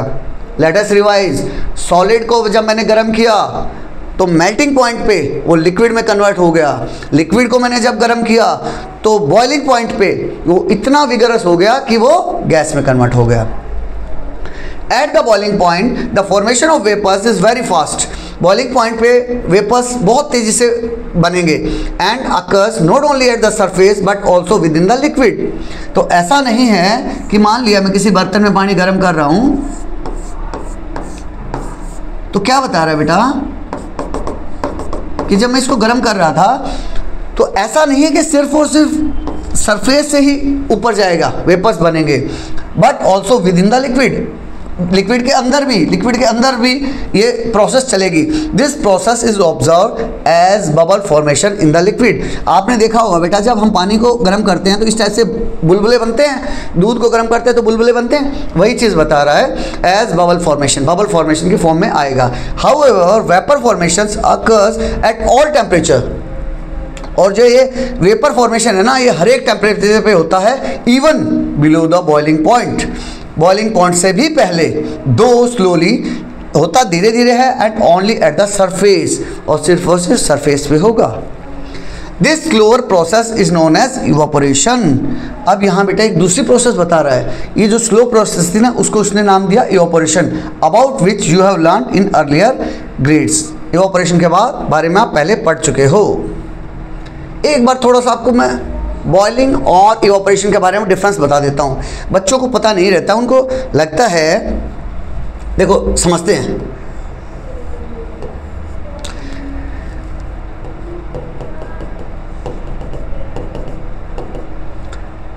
ये बेटा जैसे हमने अभी एग्जांपल लिया, एक पानी था, एक बर्तन में मैंने पानी लिया। अब होगा क्या, ये मैं पहले बॉइलिंग समझा देता हूँ। होगा क्या, जैसे मैंने इसको गर्म करना स्टार्ट किया तो अराउंड 100 डिग्री सेंटीग्रेड के आसपास इसमें वेपर बननी शुरू हो जाएंगे, इस पे वेपर बननी शुरू होगी। और जब वेपर बन रही है तो उड़ना शुरू हो गया। उड़ रहा है तो पानी के नॉट ओनली अपर लेयर से, सबसे ऊपर वाली सरफेस से तो उड़ेगा ही उड़ेगा, अंदर में भी बबल फॉर्मेशन स्टार्ट हो गया है, तो अंदर से भी पानी उड़ रहा है। वेयर एज जब हम बात करें सिमिलरली, इसी पोर्ट को मैंने खुले में रख दिया, इसके नीचे आग नहीं लगाई है, फ़र्क क्या हुआ, बॉइलिंग में मैं पर्पसफुली कर रहा हूँ, जानबूझ के आदमी ने किया है, जानबूझ के किया है, लेकिन वेपोरेशन एक सेल्फ प्रोसेस है, जो वेपोराइजेशन है वो सेल्फ प्रोसेस है। और वेपोराइजेशन में एक फ़र्क क्या होगा बेटा, इसमें सिर्फ और सिर्फ सरफेस से पानी वेपोराइज होगा, ये ऑटोमेटिक है, ये मैनमेड है। बॉइलिंग क्या है, मैनमेड है, और वेपोराइजेशन ऑटोमेटिक है। तो अगर मैं इसको खुले में छोड़ दूँ तो इसमें पानी वेपोराइज होगा लेकिन बहुत स्लोली होगा, बॉइलिंग में बहुत जल्दी हो जाएगा, और मैनमेड है, ये फ़र्क है। फिर बॉइलिंग क्या है, बॉइलिंग 100 डिग्री सेंटीग्रेड के आसपास एक फिक्स टेम्परेचर पे होगी, लेकिन वेपोराइजेशन सारा दिन होती रहेगी। जितना जितना टेम्परेचर बढ़ेगा, रूम टेम्परेचर पे भी हो रही है, 40 डिग्री पे चले गए तब भी हो रही है, 60 डिग्री पे चले गए तब भी हो रही है, जितना भी टेम्परेचर होगा उस पे बॉयल कर रहा है, बॉयल नहीं सॉरी वेपोराइज कर रहा है, ऑटोमेटिकली वेपोराइज करता रहेगा। ये फ़र्क आपको पता होना चाहिए। अब बेटा गैसेस स्टेट के बारे में आ रहा है, बहुत इजी है। सॉलिड अगर लिक्विड समझ चुके हो तो गैस आप 2 मिनट में समझ जाओगे। Do gases also have a fix volume, क्या गैसेस का भी फिक्स वॉल्यूम है क्या, देख लेते हैं। Take 2 transparent gas jar or glass tumbler and mark them A and B. आप 2 गैस जार ले लो या ग्लास टम्बलर ले लो, ग्लास ले लो एंड उनको ए एंड बी मार्क कर दो। Create some smoke by burning an incense stick. अगरबत्ती वगैरह का यूज़ करते हुए आप कुछ धुआं पैदा करो। Hold the gas jar A upside down over the smoke. Smoke के ऊपर एक गैस जार को इस टाइप से लगा लो। The gas jar should trap the smoke inside. Gas jar को इस तरह से लगाना है बेटा कि वो ट्रैप कर ले, उस जो धुआं हुआ है ना उसको अपने अंदर डाल ले। Turn it over and cover it with a glass plate. उसको ग्लास प्लेट से कवर कर दो। Hold another gas jar B upside down and gently place it over the glass plate covering the gas jar. समझ लेते हैं पहले एक बार, फिर आपको बताता हूँ। ये बेटा वो एक्सरसाइज दी है हमें, एक्टिविटी के थ्रू समझाया है। एक अगरबत्ती जलाई मैंने, अगरबत्ती का जो धुआं है तो वो आपको पता है ऊपर की तरफ जाएगा, हाँ सर जाएगा। तो एक गैस जार लिया मैंने जिसको अपसाइड डाउन कर लिया, उल्टा कर लिया। उल्टा करके जब ऐसे अगरबत्ती जल रही है तो उल्टा करूँगा तो अगरबत्ती का धुआं इसके अंदर चला गया, हाँ सर चला गया। अब इसको सीधा करके रख दिया मैंने और ऊपर से ढक्कन लगा दिया, एक ग्लास प्लेट लगा दी। किस लिए लगा दी सर, ताकि जो धुआं है बेटा वो कहीं ना जाए, इसके अंदर बंद रहे। अब धुआं इसके अंदर, ये लो धुआं बना दिया मैंने इसके अंदर, वेपर्स इसके अंदर ही हैं। अब क्या करो, इसके ऊपर जो ग्लास प्लेट लगा रखी है इसके ऊपर एक और ग्लास जार उल्टा करके लगा दिया, अपसाइड डाउन, यूँ इस तरह से। इसका मुंह ऊपर की तरफ खुला है, इसका मुंह नीचे की तरफ खुला है, ताकि इनका दोनों के मुंह इधर से खुले मिले। अब क्या करो, धीरे से इसको स्लाइड कर दो। हुआ क्या, जो यहाँ पे वेपर्स थी बेटा, अभी तक वेपर जो यहाँ थी, जो इसने रोक के रखा था, जो बाहर नहीं जाने दी थी, जैसे मैं ग्लास स्लाइड करूँगा, ग्लास प्लेट को स्लाइड करूँगा तो होगा क्या, इसका वेपर्स यहाँ से होते हुए इसमें भी चले जाएंगे। और कब तक जाएंगे, जब तक दोनों में वो इकट्ठा ना हो जाए। वही बता रहा है बेटा। Remove the glass plate slowly, धीरे से ग्लास प्लेट को निकालो and ensure that both gas jars are close enough, इतना पास हो, इतना टाइटली क्लोज हो, and there is no gap for smoke to escape. यहाँ कहीं से ऐसा ना हो कि धुआं इधर उधर बाहर निकल जाए, इस टाइप से बाहर नहीं निकलना चाहिए, इसका धुआं इसी के अंदर जाना चाहिए। Observe how the smoke spread inside the gas jar. अब ध्यान से देखो कि इस गैस जार में ये धुआं कैसे फैल रहा है, यहाँ से ऊपर जाएगा ना। The smoke fills the entire space in the gas jar B. जो धुआं होगा वो बी में पूरे में कवर कर लेगा, indicating that gases do not have a fix volume. Result आ गया बेटा, रिजल्ट आ गया। क्या बता रहा है, इससे आपको क्या पता चला कि जो गैस है, मैंने गैस किस में डाली थी, ए में डाली थी, लेकिन जैसे उसको मौका मिला वो गैस भाग गई। क्यों, क्योंकि उसका फिक्स वॉल्यूम नहीं था।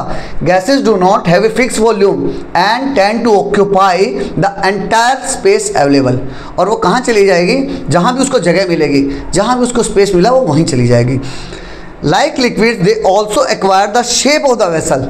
और लिक्विड की तरह वो वही शेप भी पालेंगी जिस भी ग्लास में हमने डाला। ग्लास में डालोगे ग्लास में, जार में डालोगे जार में, बाल्टी में डालोगे बाल्टी में, इवन आप खुले में छोड़ दोगे तो पूरे कमरे को कवर कर लेंगे। This illustrates that particles in gas moves freely in all direction। इससे हमें पता चला कि गैसेस है वो सभी डायरेक्शन में मूव करती हैं and the interparticle attractions are negligible. और उनके बीच में जो इंटरपार्टिकल अट्रैक्शन है वो ना के बराबर है। As a result gases do not have a fix space or volume. ये बेटा पूरे इस टॉपिक की कहानी यहाँ समझ में आ रही होगी आपको। Gases do not have a fix shape और वॉल्यूम। गैस का ना तो फिक्स शेप होगा ना ही वॉल्यूम होगा। सॉलिड में शेप भी फिक्स होगी, वॉल्यूम भी फिक्स होगा।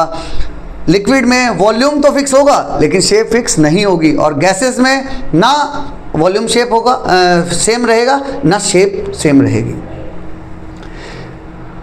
इन this activity smoke is use to represent the gaseous state. इस एक्टिविटी हमने स्मोक का, धुएं का यूज किया है गैसियस स्टेट महसूस कराने के लिए, क्योंकि नॉर्मल में तो गैस दिखती नहीं आपको, तो उसको धुएं के थ्रू आपको महसूस करा दिया। The tiny particle of smoke suspended in the air are constantly hit by invisible particle of gases. जो छोटे छोटे स्मोक के पार्टिकल बेटा हवा में सस्पेंडेड रहते हैं ना, वो इनविजिबल पार्टिकल ऑफ गैसेस से मिलते हैं। And there movement help us observe the motion of gas particle. उसी से हमें गैस पार्टिकल मूव होती दिखेगी। जैसे यहाँ उसने अगरबत्ती का यूज करते हुए आपको वो जो वेपर्स थी वो दिखाई, वही समझा रहा है कि वो आपको दिखाने के लिए उसने यूज किया है। This activity can also be demonstrated by using iodine vapour instead of smoke from incense stick.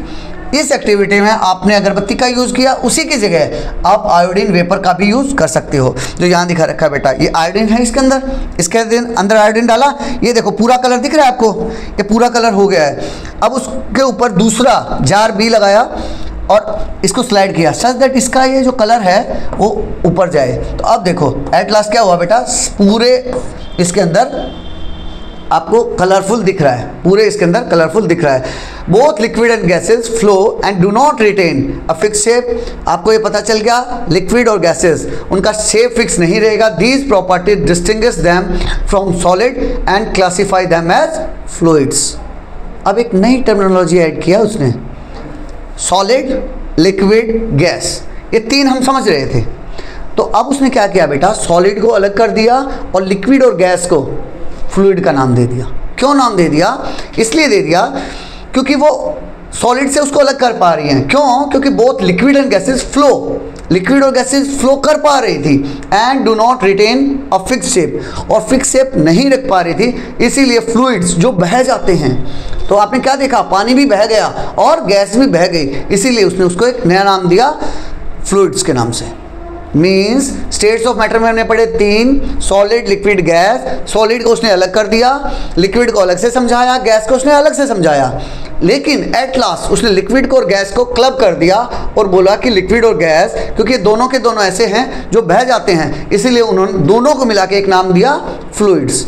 जैसे रियल लाइफ में आप अगर अपने भाई को इंट्रोड्यूस कराना है तो ब्रदर बोलते हैं, बहन को इंट्रोड्यूस कराना है तो सिस्टर बोलते हैं। लेकिन अगर आपसे कंबाइंड फॉर्म में पूछा जाए तो आप उनको सिबलिंग बोल देते हैं। सिमिलरली यहाँ आप लिक्विड को अलग से लिक्विड बोलेंगे, गैस को अलग से गैस बोलेंगे, लेकिन अगर उनके फ्लूइड नेचर को समझना है तो आप वहाँ उनको फ्लूइड्स बोल देंगे। How does the interparticle space differ in the three states of matter? Interparticle space हमने अब तक बेटा बहुत गहराई में समझ चुके हैं कि जितना इंटरपार्टिकल स्पेस होगा वैसा ही उसकी बॉन्डिंग रहेगी, उसी के ऊपर उसका शेप, साइज, वॉल्यूम का फर्क पड़ेगा। तो वही बता रहा है तीन स्टेट ऑफ मैटर में कैसे अलग अलग रहेगा। What role does the interparticle space play? Interparticle space क्या प्ले करेगा in determining property of each state? Solid, liquid, gas को पता करने में कैसे पता चलेगा इंटरपार्टिकल स्पेस का? हम शुरू से समझते आ रहे हैं जितना नज़दीक होगा, जितना इंटरपार्टिकुलर डिस्टेंस कम होगा, उतना ही बॉन्डिंग स्ट्रॉन्ग होगी और उतना ही वो सॉलिड, लिक्विड या गैस होगा। Let us perform the following activity. इस एक्टिविटी में क्या कर रहा है बेटा, take a syringe without a needle. एक सिरिंज लिया जिसमें नीडल नहीं लगी हुई है, syringe without a needle. Pull the plunger of the syringe outwards in a fully extended position. पूरा पीछे की तरफ खींच लो इसे। Place your thumb over the open end of the syringe. Syringe के ऊपरी हिस्से पे, सिरिंज के ऊपरी हिस्से पे बेटा देखो इस टाइप से, मान लिया जो बाहर का हिस्सा है जहाँ नीडल नहीं लगी हुई उस पर उंगली लगा लो। अब इसको प्रेशराइज करने की कोशिश करो। जब आप इसको प्रेशराइज करोगे तो अब देखो, समझो इस बात को, इसके अंदर में क्या चीज़ है पहले ये बताओ। इसके अंदर में एयर है। जब मैंने इसको वापस खींचा था, इधर बैक डायरेक्शन में खींचा था, तो हुआ था क्या, मैंने इसके अंदर हवा भर ली अब हवा भर ली। अब हवा भरने के बाद मैंने आगे से बंद कर दिया। बंद करके अब जो इसके अंदर हवा भरी हुई है, अब मैं उसको प्रेशराइज करने की कोशिश कर रहा हूँ। तो होगा क्या, ये जैसे जैसे मैं इसको अंदर डालूंगा तो इसके अंदर मान लिया पहले इतनी जगह थी, अब वो धीरे धीरे धीरे धीरे कम होते बहुत कम हो जाएगी। इसका मतलब मुझे लग रहा है कि हवा को मैं कंप्रेस कर सकता हूँ। फील हो रहा है, हवा को मैं कंप्रेस, पहले उसके अंदर थोड़ी हवा रख ली मैंने, हवा को फिर कंप्रेस करके देखा, क्या मैं कंप्रेस कर पा रहा हूँ, वही चीज़ समझा रहा है। Place your thumb over the open end of the syringe, syringe के ओपन एंड पे लगा लो, to prevent the air present inside the syringe from escaping, ऐसा ना हो कि हवा निकल जाए बाहर। पुश द प्लंजर स्लोली, अब प्लंजर को धीरे धीरे धकेलो, एंड स्टेडीली इनवर्ड, धीरे धीरे अंदर धकेल दो। What do you observe? आप क्या देखोगे? As you do this, you will notice that the volume of air inside the syringe decreases. Volume of air inside the syringe decrease. Series के अंदर की हवा धीरे धीरे कम होती जा रही है। What can we say about the behavior of gases in the syringe? Series के अंदर जो गैस थी उसके बारे में आप क्या कह सकते हैं? When you compress the air, जो आपने कंप्रेस करने की कोशिश की, तो जब आपने हवा को कंप्रेस किया, by pushing the plunger the particles are forced to come closer, तो जो पार्टिकल्स बेटा दूर दूर घूम रहे थे, अब तक जो दूर दूर घूम रहे थे ना, इस टाइप से दूर दूर घूम रहे थे, तो मैंने क्या किया, उसको जब कंप्रेस किया इधर से, तो वो और पास जा रहे हैं, और पास, तो वो यहाँ इकट्ठा होते जा रहे हैं। जैसे जैसे मैं इस प्लंजर को और आगे लेके जाऊंगा और आगे लेके जाऊंगा, तो वो यहाँ इकट्ठा, थोड़ी सी जगह में इकट्ठा हो जाएंगे। This shows that the gas particles have a lot of space between them. इसका पता मुझे क्या चला, इसका मतलब जो पार्टिकल्स के बीच की दूरी थी, वो बहुत ज़्यादा थी, तभी तो वो धीरे धीरे धीरे धीरे पास आ पाए। And this space can be reduce, और इस स्पेस को मैं कम कर सकता हूँ बाई अप्लाइंग एक्सटर्नल प्रेशर का यूज़ करते हुए। If you stop pushing the plunger, अगर आप प्लंजर को धकेलना छोड़ दो, the gas particle spread, gas particle फिर से फैल जाएंगे, and the plunger moves back to its original position. अगर आप प्लंजर को धकाना छोड़ दो तो आप क्या देखोगे, वो फिर से अपनी जगह कवर कर लेंगे, गैस पार्टिकल एक्सपेंड कर जाएंगे और वो अपनी जगह कवर कर लेंगे। Repeat this activity using water and observe, अब यही चीज़ पानी के साथ करके देखो। You would observe that water is practically incompressible. तो आप देखोगे, मान लिया मैंने सीरीज में 10 ml की सीरीज है, मैंने 8 ml डाला उसके अंदर, अब 8 ml को मैं अंदर धकेलने की कोशिश कर रहा हूँ, तो आप देखोगे बेटा वाटर को कंप्रेस आप नहीं कर पाओगे। वही चीज़ बोल रहा है, water is practically incompressible, water को कंप्रेस करना नहीं पॉसिबल हो पा रहा है।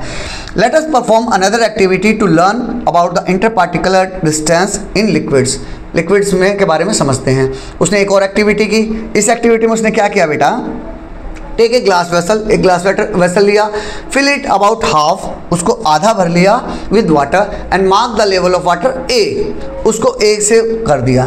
पहले एक बार समझ लेते हैं, उसने क्या किया, एक गिलास लिया बेटा, गिलास में पानी डाला, उसमें शुगर डाली, तो जो पहले लेवल ए पे था, जैसे मैंने चीनी डाली, मान लो 20 ग्राम 50 ग्राम चीनी डाली, 50 ग्राम चीनी डाल दी मैंने, तो जैसे ही 50 ग्राम चीनी डालूंगा ना, तो क्या होगा, उसका लेवल अप हो जाएगा, राइज हो जाएगा, ऊपर चला गया। ए से ऊपर बी है, ए से ऊपर बी है। अब क्या करो, बी को मार्क कर लो, उसके बाद डिसॉल्व करो, उसको अच्छे से डिसॉल्व करो, पानी को मिलाओ। तो पानी को मिलाया तो हमने पहले भी समझा था, जो 2 वाटर मॉलिक्यूल्स थे उनके बीच में जो जगह थी, वहाँ जाके चीनी का पार्टिकल छिप जाएगा, और जब वो उस जगह में छिप गया तो कुछ ना कुछ जगह कम हो जाएगी। तो होगा क्या, ये देखो एक नया लेवल बनाया उसने, कौन सा, सी। अब वो लेवल थोड़ा सा घट के, जो कि ए से तो थोड़ा ज़्यादा होगा लेकिन बी से कम होगा। ये कैसे सर, ए से ज़्यादा बी से कम? ए तो बेटा सिर्फ पानी था, बी में यानी ये वाला लेवल जो ए और बी का लेवल है बीच का, ये वो शुगर वाला लेवल है, शुगर का एरिया है 50 ग्राम वाला। अब क्या हुआ, कुछ शुगर जाके छिप गया है, तो इसीलिए उसका लेवल थोड़ा सा डाउन आ जाएगा, लेकिन पानी से तो ज़्यादा है, तो पानी से ज़्यादा और दोनों के कंबाइंड से कम, तो सी उसके बीच में आ जाएगा। समझते हैं कैसे। ऐड 2 टीस्पून ऑफ शुगर, चीनी डाल दी, mark the new water level, उसको मार्क कर दिया। Stir the water with a glass rod, और उसको डिसॉल्व कर दिया।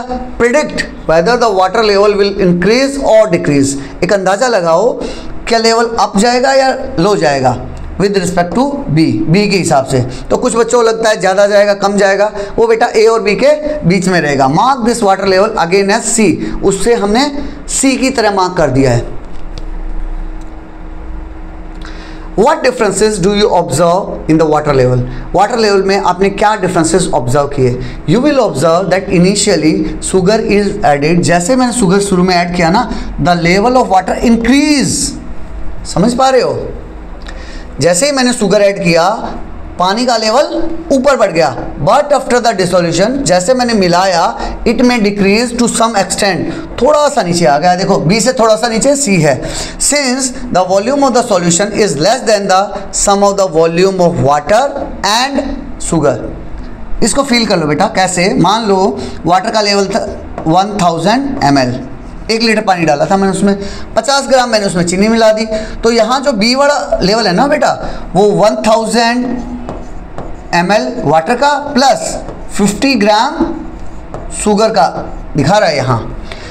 जब मैंने उसे मिक्स किया तो अब ये 1050 के बजाय थोड़ा सा कम हो जाएगा। क्यों? क्योंकि शुगर उसमें मिक्स हो गई है। But after dissolution it may decrease to some extent, थोड़ा सा कम हो जाएगा। Since the volume of the solution is less than the sum of the volume of water and sugar, sugar और वाटर के लेवल से थोड़ा सा कम आ जाएगा। It indicates that there is some space between the water particles. ये आपको ये समझाने के लिए है कि वाटर पार्टिकल्स के बीच में जो जगह थी उसमें जाके चीनी का पानी छुप गया है। It indicates that there is some space between the water particles. The particles of the dissolved substance occupy this space. जो शुगर या फिर सॉल्ट मैंने मिलाया वो उसके बीच में जाके छुप सकता है। Repeat the activity 7.7 with some other soluble solids. दूसरे soluble solid जैसे कि कॉमन सॉल्ट जो हम घरों में नमक यूज करते हैं, या फिर ग्लूकोज, या फिर इनसॉल्युबल सॉलिड्स के साथ आप ट्राई कर सकते हो। कॉमन सॉल्ट और ग्लूकोज ये तो दोनों बेटा मिक्स हो जाएंगे, इसमें तो कोई डाउट नहीं है। लेकिन इनसॉल्युबल सॉलिड्स अगर जैसे जो सॉल्युबल नहीं होते हैं, जैसे कि सैंड, मिट्टी या फिर पत्थर के पीसेस अगर मैं इसमें ऐड करूंगा तो तुम्हें क्या लगता है क्या होगा? अगर मैं सॉल्युबल ऐड किया जैसे चीनी या नमक, तो वो तो उसमें जाके छिप जाएगा बेटा, क्योंकि मुझे दिख नहीं रहा है, तो थोड़ा सा वॉल्यूम कम हो जाएगा। Whereas in case of sand या फिर स्टोन के केस में अगर हम स्टोन वगैरह डालूंगा तो उसके वॉल्यूम में कोई फर्क नहीं आएगा, वो लगभग उतना ही रहेगा। What do you observe in each case? Do the sand particle dissolve? क्या सैंड पार्टिकल डिसॉल्व होंगे? नहीं सर, नहीं होंगे। Does the volume of water in the vessel change after mixing? क्या वॉल्यूम लेवल में कोई फर्क आएगा? नहीं सर, नहीं आएगा। क्यों नहीं आएगा? क्योंकि वो जाके छुप नहीं पाए हैं। Does the volume of water in the vessel change after mixing and why? क्यों नहीं होगा? क्योंकि बेटा वो पहले क्या हो रहा था, शुगर पार्टिकल जाके छुप जा रहे थे, लेकिन सैंड पार्टिकल छुप नहीं पाएंगे। Sugar and sand are both solid. Why does sugar dissolve in water but sand does not? जब दोनों सॉलिड हैं तो क्वेश्चन क्या राइज हो रहा है, जब दोनों सॉलिड हैं, शुगर भी और ये अपना सैंड भी, तो शुगर तो छुप गया और सैंड नहीं छुप पा रहा। नया क्वेश्चन राइज हुआ है। Sand is a solid that does not dissolve in water. उसके पीछे रीजन क्या है बेटा? सैंड एक ऐसा सॉलिड है जो कि पानी में मिक्स नहीं हो पाया। When added to water the sand particle settle down. Sand particle ने अपना एक अलग एरिया बना के रखा बेटा, उसमें मिक्स नहीं हो पाया, और वो क्या हुआ, सेटल डाउन हो गया and occupy some space in the container. और कंटेनर में अपनी जगह उसने सेफ रखी, नहीं छुप पाया, causing the total volume to increase, इसीलिए उसका वॉल्यूम बढ़ गया। What do you think about the interparticle spacing in liquid? Liquid के बीच में इंटरपार्टिकल स्पेस के बारे में क्या सोचते हैं?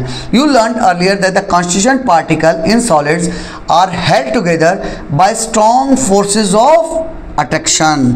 सॉलिड में हमने क्या देखा बेटा?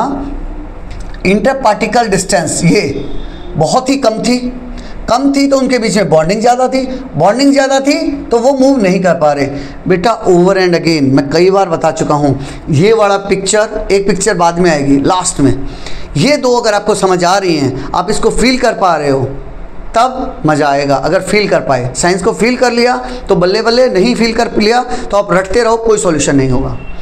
तो सॉलिड में ये बता रहा है बेटा और स्ट्रॉन्ग फोर्सेस ऑफ अट्रैक्शन उसको पकड़े हुए है। So these particle do not move from one place to another, इसीलिए ये पार्टिकल मान लिया सेकंड की बात करें तो ये कहीं नहीं जा पाएगा, ये अपनी जगह पे ही रहेगा और क्लोजली पैक रहेगा। देख पा रहे हो डायग्राम को कितना क्लोजली पैक है। However despite close packing some space is left between the particle as shown in figure 7.12 का ए। इवन देन उसके बीच में इस जगह पे यहाँ बहुत छोटे छोटे स्पेस बचा हुआ है। You might assume that the space between particle is filled with air but this is not the case. तुम्हें लगता होगा कि ये वाली जो जगह है वो एयर से भरी होगी, लेकिन ऐसा नहीं है। They contain nothing at all, उसके अंदर कुछ नहीं है। Figure 7.12 summarise the packing of particles and the inter particle spacing in the 3 states of matter. अगर आपने इस डायग्राम को समझ लिया तो समझ लीजिए चैप्टर समझ आ गया है। सॉलिड में बहुत पास हैं, इंटर पार्टिकल डिस्टेंस बहुत कम है, मूव नहीं कर पा रहे हैं। लिक्विड में इंटर पार्टिकल डिस्टेंस बढ़ गई है, ये देखो बढ़ गई है। अब ये फ्रीली मूव कर सकते हैं, लेकिन इस एरिया को छोड़ के कहीं नहीं जा सकते। इतने लिक्विड से ऊपर, इस एरिया से ऊपर पानी नहीं जा पाएगा। लेकिन गैस में क्या है बेटा, इंटर पार्टिकुलर डिस्टेंस इतनी बढ़ गई है कि अब वो जैसे ही मैं बैलून खोलूंगा गैसेस फ्री हो जाएंगी, जबकि लिक्विड में गैसेस फ्री नहीं हो पाएंगी। ये जो लिक्विड है ना बेटा, लिक्विड के पार्टिकल्स बाहर नहीं जा पाएंगे, लेकिन गैस में ये तुरंत जैसे ही खोलूंगा बाहर चले जाएंगे। इसलिए आपने देखा होगा जैसे ही बैलून का मुंह खुला रह गया वो बाहर निकल जाता है, लेकिन लिक्विड का मुंह खुला है, बाहर नहीं जा पा रहा है। और लिक्विड को और गैस को कंबाइन हम क्या बोलते हैं, दूसरा फ्लूइड भी बोलते हैं। क्यों बोलते हैं सर फ्लूइड? क्योंकि वो बेटा बह के चल देता है, वो बहना शुरू कर देगा, इसलिए इसको फ्लूइड बोलते हैं। एक स्टेप फर्दर में बताया बेटा, often we use the term particle in different context. अभी तक हमने बेटा पार्टिकल्स को डिफरेंट कॉन्टेक्स्ट में समझा। The meaning of this term changes with the context. Context के हिसाब से ये मीनिंग चेंज होती रहेगा, पार्टिकल का मीनिंग बार बार चेंज होता रहेगा। For example, while talking about air pollution, जब हम एयर पोल्यूशन की बात करते हैं, the term suspended particulate matter SPM is used. जब हम एयर पोल्यूशन की बात करते हैं, जैसे आपने एयर क्वालिटी इंडेक्स वगैरह दिल्ली में जब दिवाली के आसपास रहा है ना, तब वहाँ सस्पेंडेड पार्टिकल के बारे में बात किया जाता है, तब उसे SPM बोलते हैं। This term refers to the tiny dust particle. Suspended particulate matter का मतलब, SPM का मतलब क्या है बेटा, वो छोटे छोटे धूल के कण हैं जो कि हवा में सस्पेंडेड हैं, and not the constituent particle of matter. और कॉन्स्टिट्यूएंट पार्टिकल ऑफ मैटर नहीं है, धुएं के कण हैं, धूल के कण हैं, which are extremely small as compare to the dust particle. जो डस्ट पार्टिकल का कंपैरिजन है बहुत ही छोटे हैं। In fact even these tiny dust particle are also made up of a very large number of constituent particle. तो आप ये फील कर सकते हो कि जो डस्ट पार्टिकल है ना, इन fact even these dust particle, जो डस्ट पार्टिकल हैं वो भी मिलियंस ऑफ कॉन्स्टिट्यूएंट पार्टिकल से मिलके बने हैं। Very large number of constituent particle, that is atom and molecule, जिन्हें एटम और मॉलिक्यूल कहा गया है। एटम मॉलिक्यूल के बारे में हम बाद में समझेंगे। How particles move in different states of matter. Particle move कैसे करते हैं अलग अलग स्टेट ऑफ मैटर में। Let us find out about the moment of particle. Activity, इस एक्टिविटी में क्या समझ रहा है बेटा, take a glass tumbler containing water and put a few grains of potassium permanganate into it. एक ग्लास कंटेनर लिया और उसके अंदर पोटेशियम परमैंगनेट का डाल दिया। पोटेशियम परमैंगनेट कैसा होता है सर? पोटेशियम परमैंगनेट ग्रेन्स की फॉर्म में होता है, छोटे छोटे दाने होंगे, क्रिस्टल से होंगे, और उसका कलर बेसिकली पोटेशियम परमैंगनेट को बेटा वहाँ यूज़ करेंगे आपकी केमिस्ट्री में, देखना जहाँ भी कलर दिखाना हो, क्योंकि वो बहुत जल्दी कलर छोड़ता है। What do you observe? अब क्या ऑब्जर्व करोगे? Initially you will see some streaks of pink colour. ये देख रहे हो, एक ग्लास टम्बलर लिया मैंने, यहाँ नीचे में ये वाला पोर्शन पोटेशियम परमैंगनेट छोड़ दिया। जैसे ही पोटेशियम परमैंगनेट छोड़ दिया तो ये बेटा बहुत ज़्यादा सोल्यूबल होता है, पानी में तुरंत अपना कलर छोड़ना शुरू करेगा। ये देखो, देख रहे हो यहाँ वेपर्स बन रही हैं, initially you will see some streaks of pink colour spreading out from the grain से निकल रही हैं। With the passage of time, जैसे जैसे टाइम गुजरेगा, the entire bulk of water, पूरा का पूरा पानी will acquire a uniform pink colour, उसमें पूरे के पूरे पानी में पिंक कलर आ जाएगा। Do you know why this happen? ऐसा क्यों हुआ? This happens because the water particles are in constant motion. अब बताओ, जो कलर यहाँ था वो थोड़ी देर बाद देख रहे हो यहाँ भी पहुँच गया, यहाँ भी पहुँच गया, यहाँ भी पहुँच गया, हर जगह पहुँच गया। क्यों पहुँच गया बेटा? Because the water particle are in constant motion. जो पानी यहाँ था वो उसको यहाँ लेके चला गया, जो यहाँ था वो यहाँ लेके चला गया, लाइक दैट। इस टाइप से बेटा मूव करता रहा, कभी इधर जा रहा है, कभी उधर जा रहा है, इसीलिए बहुत जल्दी पूरे लिक्विड में फैल गया। First they pull out the particles of potassium permanganate, potassium permanganate के पार्टिकल्स को पुल आउट किया फ्रॉम इट्स ग्रेन से, एंड लेटर, और बाद में they hit these particles so that they get spread throughout the liquid, और उनको hit किया और धीरे धीरे पूरे लिक्विड में फैला दिया। In this case of many substances, in the case of many substances, the constituent particles are held together strongly that the water particles are unable to pull this apart. लेकिन कुछ चीज़ों में, जैसे ये तो बेटा सॉल्युबल था, ये वाटर में सॉल्युबल था, इसीलिए पानी उसमें से उसके पार्टिकल्स को निकाल पाया। अगर सॉल्युबल नहीं होता तो वो अपने आप में उनके बीच में बॉन्डिंग इतनी ज़्यादा होती है कि पानी चाह के भी उसमें से पार्टिकल नहीं निकाल पाता। वही समझा रहा है। In the case of many substances, दूसरे कुछ और सब्सटेंसेस में, the constituent particle are held together, constituent particle को पकड़ के रखता है स्ट्रांगली, इतना स्ट्रांगली पकड़ के रखता है that the water particles are unable to pull out, वो उसको खींच नहीं पा रहे हैं, pull out. Such substances like sand are insoluble in water. ऐसे टाइप का एग्जाम्पल क्या बताया उसने? मिट्टी, वो इनसॉल्युबल है पानी में, वो पानी में घुल नहीं पाएंगे क्योंकि जो वाटर है उसमें से पुल आउट नहीं कर पाएगा। Think like a scientist, scientist की तरह सोचिए आप। टेक 3 क्लीन ग्लास टम्बलर, साफ ग्लास ले लो बेटा, pour hot water in one of them, एक में गर्म पानी डालो, water at room temperature in the second, normal पानी डाल दो कौन से वाले में? सेकेंड टम्बलर में, and ice cold water in the third. क्या समझ में आया बेटा? 3 ग्लास लिए, एक में गर्म पानी, एक में नॉर्मल पानी और एक में बहुत चिल्ड पानी। समझ रहे हो? टेम्परेचर डिफरेंस समझा रहा है आपको। पहले में बहुत गर्म, बीच में मिडल, तीसरे वाले बिल्कुल ठंडा पानी।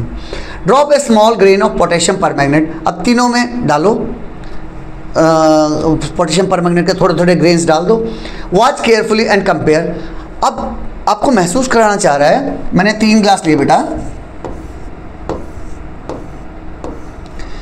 एक में बहुत गर्म था, एक में नॉर्मल था और तीसरे वाले में बिल्कुल चिल्ड पानी था। तो इसमें जैसे मैंने पोटेशियम परमैंगनेट डालूंगा, जैसे मैं पोटेशियम परमैंगनेट डालूंगा बेटा, तो समझा क्या रहा है कि जो गर्म पानी होगा, गर्म पानी मीन्स उसके मॉलिक्यूल्स, उसके वाटर मॉलिक्यूल्स हैं, जो वाटर के पार्टिकल्स हैं, वो बहुत तेज़ी से मूव कर रहे होंगे। इसमें थोड़ा कम कर रहे होंगे और इसमें बहुत ही कम कर रहे होंगे। तो drop a small grain of potassium permanganate into each of them, watch carefully and compare. What do you observe? Water particle move faster in hot water, hot water में बहुत तेजी से मूव कर रहे होंगे, compare to water at room temperature, इसके comparison में इससे ज़्यादा होंगे और इसके में इससे ज़्यादा होंगे, and even slower in ice cold water, ice cold water में सबसे धीरे धीरे मूव कर रहे होंगे। As a result the potassium permanganate spreads the fastest in hot water, सबसे तेज इसमें होगा। भाई जो मैंने पोटेशियम परमैंगनेट डाला है वो आप टाइप नोट करो कि सबसे ज़्यादा पहले कौन सा पूरा पिंक हो जाएगा, तो ये सबसे पहले हो जाएगा बेटा, उसके बाद ये होगा, उसके बाद ये होगा। क्यों? क्योंकि इसमें मॉलिक्यूल्स बहुत तेज़ी से मूव कर रहे थे, इसमें थोड़ा स्लो और इसमें बिल्कुल slow. Try to predict it by drawing a diagram, इसी टाइप से आप एक डायग्राम ड्रॉ करके बता सकते हो। How can we demonstrate the moment of gas particles that can not be seen with the naked eye. अब यहाँ वाटर में तो हमने कर लिया, वाटर में पोटेशियम परमैंगनेट ने हमारी हेल्प कर दी, उसको फैला दिया और हमें दिखा दिया। अब गैस में कैसे करेंगे? अभी तो किया हमने, गैस में हमने किया ना एक्सपेरिमेंट, कौन से वाला? इंसेंस स्टिक वाला, जिसमें हमने अगरबत्ती ली। मान लिया मैं कमरे के कोने में अगरबत्ती लेके बैठ जाऊं, तो क्या आपको महसूस नहीं होगा बहुत जल्दी कमरे के दूसरे कोने में स्मेल पहुंच जाती है और आपको दिख भी रही है? जो इंसेंस स्टिक का धुआं है वो आपको दिखा रहा है कि स्मेल कैसे ट्रैवल कर रही है। पता करते हैं। लाइट एंड इंसेंस स्टिक, एक अगरबत्ती जलाइए in one corner of the room, कमरे के एक कोने में। Wait for a few minutes and observe, थोड़ी देर वेट कीजिए और ऑब्जर्व कीजिए। Do you notice the fragrance from a distance, क्या आप एक दूर से ही उस फ्रेगनेंस को फील कर पा रहे हो? हाँ सर बिल्कुल कर पा रहे हैं। ये देखो बेटा, यहाँ दिखा रखा है, एक अगरबत्ती है, वो गुड़िया दूसरे कोने में खड़ी है, लेकिन अगरबत्ती के धुएं के थ्रू उसके नाक तक वो स्मेल पहुँच जाएगी। और आपको दिखेगा, विजुअली भी दिखेगा। When an incense stick is burn in one corner of the room initially, starting में मैंने एक कोने में जलाया, the fragrance is felt only around, तो मुझे फ्रेगनेंस इसी एरिया में मिलेगी, जहाँ जिस कोने में हूँ ना मैं, उसी एरिया में मुझे खुशबू आ रही है। लेकिन थोड़ी सी देर में आप देखोगे धुआं यूँ बढ़ रहा है और बहुत जल्दी दूसरे कोने में भी आपको मिल जाएगी। Shortly you can smell the fragrance through out the room, पूरे कमरे में फ्रेगनेंस फैल जाएगी। This happens because the particles of the fragrance spread, particles फैल जाएंगे, फिलिंग द एंटायर रूम, पूरे कमरे को भर दिया। This shows that the particle of air are moving constantly. तो हमने रिजल्ट क्या मिला हमें, जैसे पानी के मॉलिक्यूल्स बहुत तेजी से फैल रहे थे, उससे भी तेज एयर के मॉलिक्यूल्स फैलेंगे। The air particles hit the particle of the fragrance and help them spread throughout the room. हुआ कैसे, ये जो एयर के पार्टिकल्स थे ना बेटा, उन्होंने फ्रेगनेंस के पार्टिकल को हिट किया, फ्रेगनेंस को हिट किया and help them spread throughout the room, और पूरे कमरे में वो फैल गई। Oh, now I know why and how the fragrance of perfume reaches us. अब ये बच्चा समझ पाया है कि क्लास में आपने देखा होगा एक बच्चा बढ़िया सा सेंट लगा के आएगा, आप लोग को कहोगे अरे भाई कितना प्यारा सेंट लगाया, किसने लगाया है। या फिर कोई एक बच्चा बड़ा गंदी सी स्मेल का तेल लगा के आता है, तो वो भी इसी हिसाब से बहुत तेज़ी से फैल जाता है, बिकॉज एयर में मूवमेंट सबसे ज़्यादा होगा। Can you share a few other real life situations where you have experienced the moment of gas particles? हाँ सर, अभी हमने बात किया नॉट ओनली सेंट में, ऑयल में भी कोई इस टाइप की स्मेल आएगी। मान लिया मम्मी कुछ कुक कर रही है, जैसे आप घर के अंदर घुसते हो, अरे मम्मी आज क्या बना लिया, हलवा बना लिया क्या, अरे मम्मी आज ये क्या बना दिया आपने, बिल्कुल ही मज़ा नहीं आ रहा। जो चीज़ आपको पसंद आती है या फिर जो चीज़ बुरी लगती है, उसकी स्मेल आप बहुत ईजिली फील कर पाते हो। Ever heard of the particulate nature of matter. Particulate nature का मतलब समझ रहे हो बेटा, मैटर का वो नेचर जिसमें एक जो मैटर है वो पार्टिकल की तरह काम कर रहा है, पार्टिकल की तरह काम कर रहा है। Plays a crucial role in many everyday process, हमारे दिनचर्या के काम में मेन रोल अदा करता है। For example when we wash cloth, जैसे जब भी मैं कपड़े धोता हूँ, स्टेन विद ऑयल, अगर मेरे कपड़ों में तेल लग गया तो मैं साबुन यूज़ करता हूँ, यूजिंग सोप, साबुन का यूज़ करते हुए। Numerous soap particles surrounded the oil particle. तो मान लिया बेटा ये मेरी टी शर्ट है, इसके ऊपर यहाँ ऑयल का पैच आ गया, तो ऑयल का पैच के ऊपर जब मैंने उसको साबुन रब किया तो क्या करेगा बेटा, साबुन के बहुत से पार्टिकल इसको घेर लेंगे। Numbers soap particle surround the oil particle को घेर लेंगे ऑन द फैब्रिक, कपड़े के ऊपर ही। One end of the soap particle attach to the oil, इसका एक एंड तो ऑयल इसके साथ, ऑयल के साथ अटैच हो जाएगा, और दूसरा and the other mixes with the water, और दूसरा एंड पानी के मॉलिक्यूल के साथ मिक्स हो जाएगा, और जब मैं उसको धोऊंगा, thus helping lift to the oil off. और इस तरह से जब मैं पानी को निकालूंगा इसके अंदर से, तो पानी और साबुन की जो बॉन्डिंग है, वो उस ऑयल के पैच को बाहर निकाल लाएगी एंड वॉश इट अवे, और इस तरह से वो मेरा कपड़ा धुल जाएगा। Based on our learning from the chapter, we can say that matter is made up of small particles.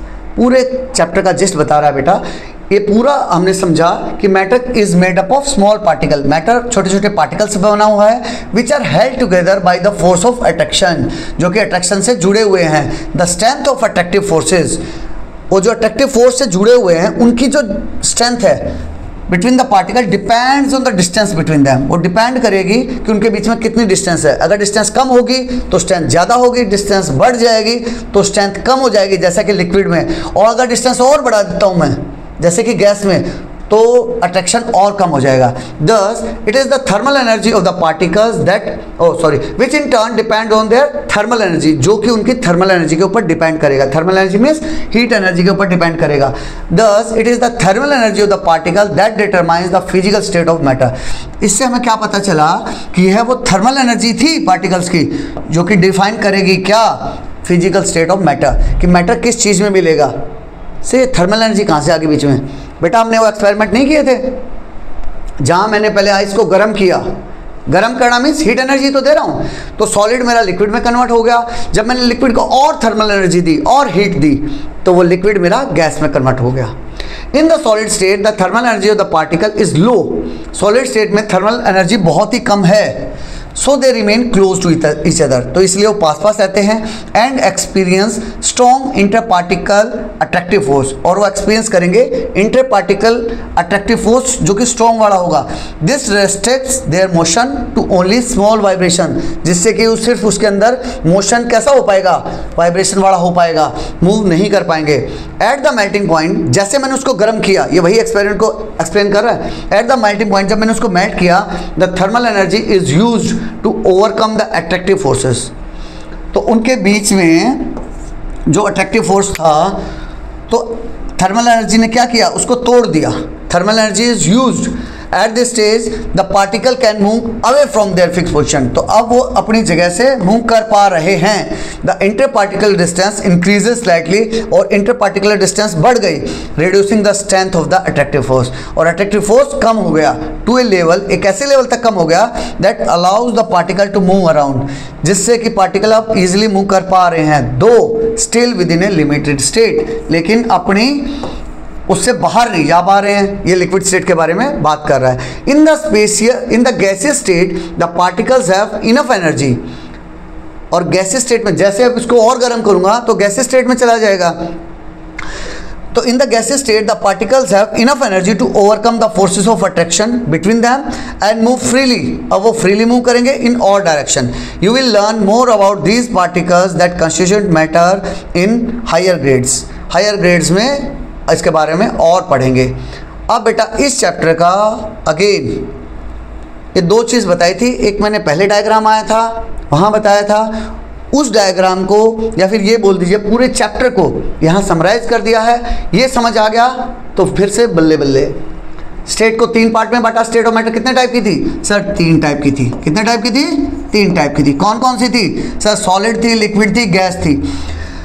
Solid में इंटर पार्टिकल स्पेसिंग कितना होगा? बिल्कुल कम होगा सर, मिनिमम होगा। लिक्विड में कैसा होगा सर? वो ज़्यादा होगा सॉलिड से, और गैस में क्या कैसा होगा? मैक्सिमम होगा सर, सबसे दूर चले जाएंगे।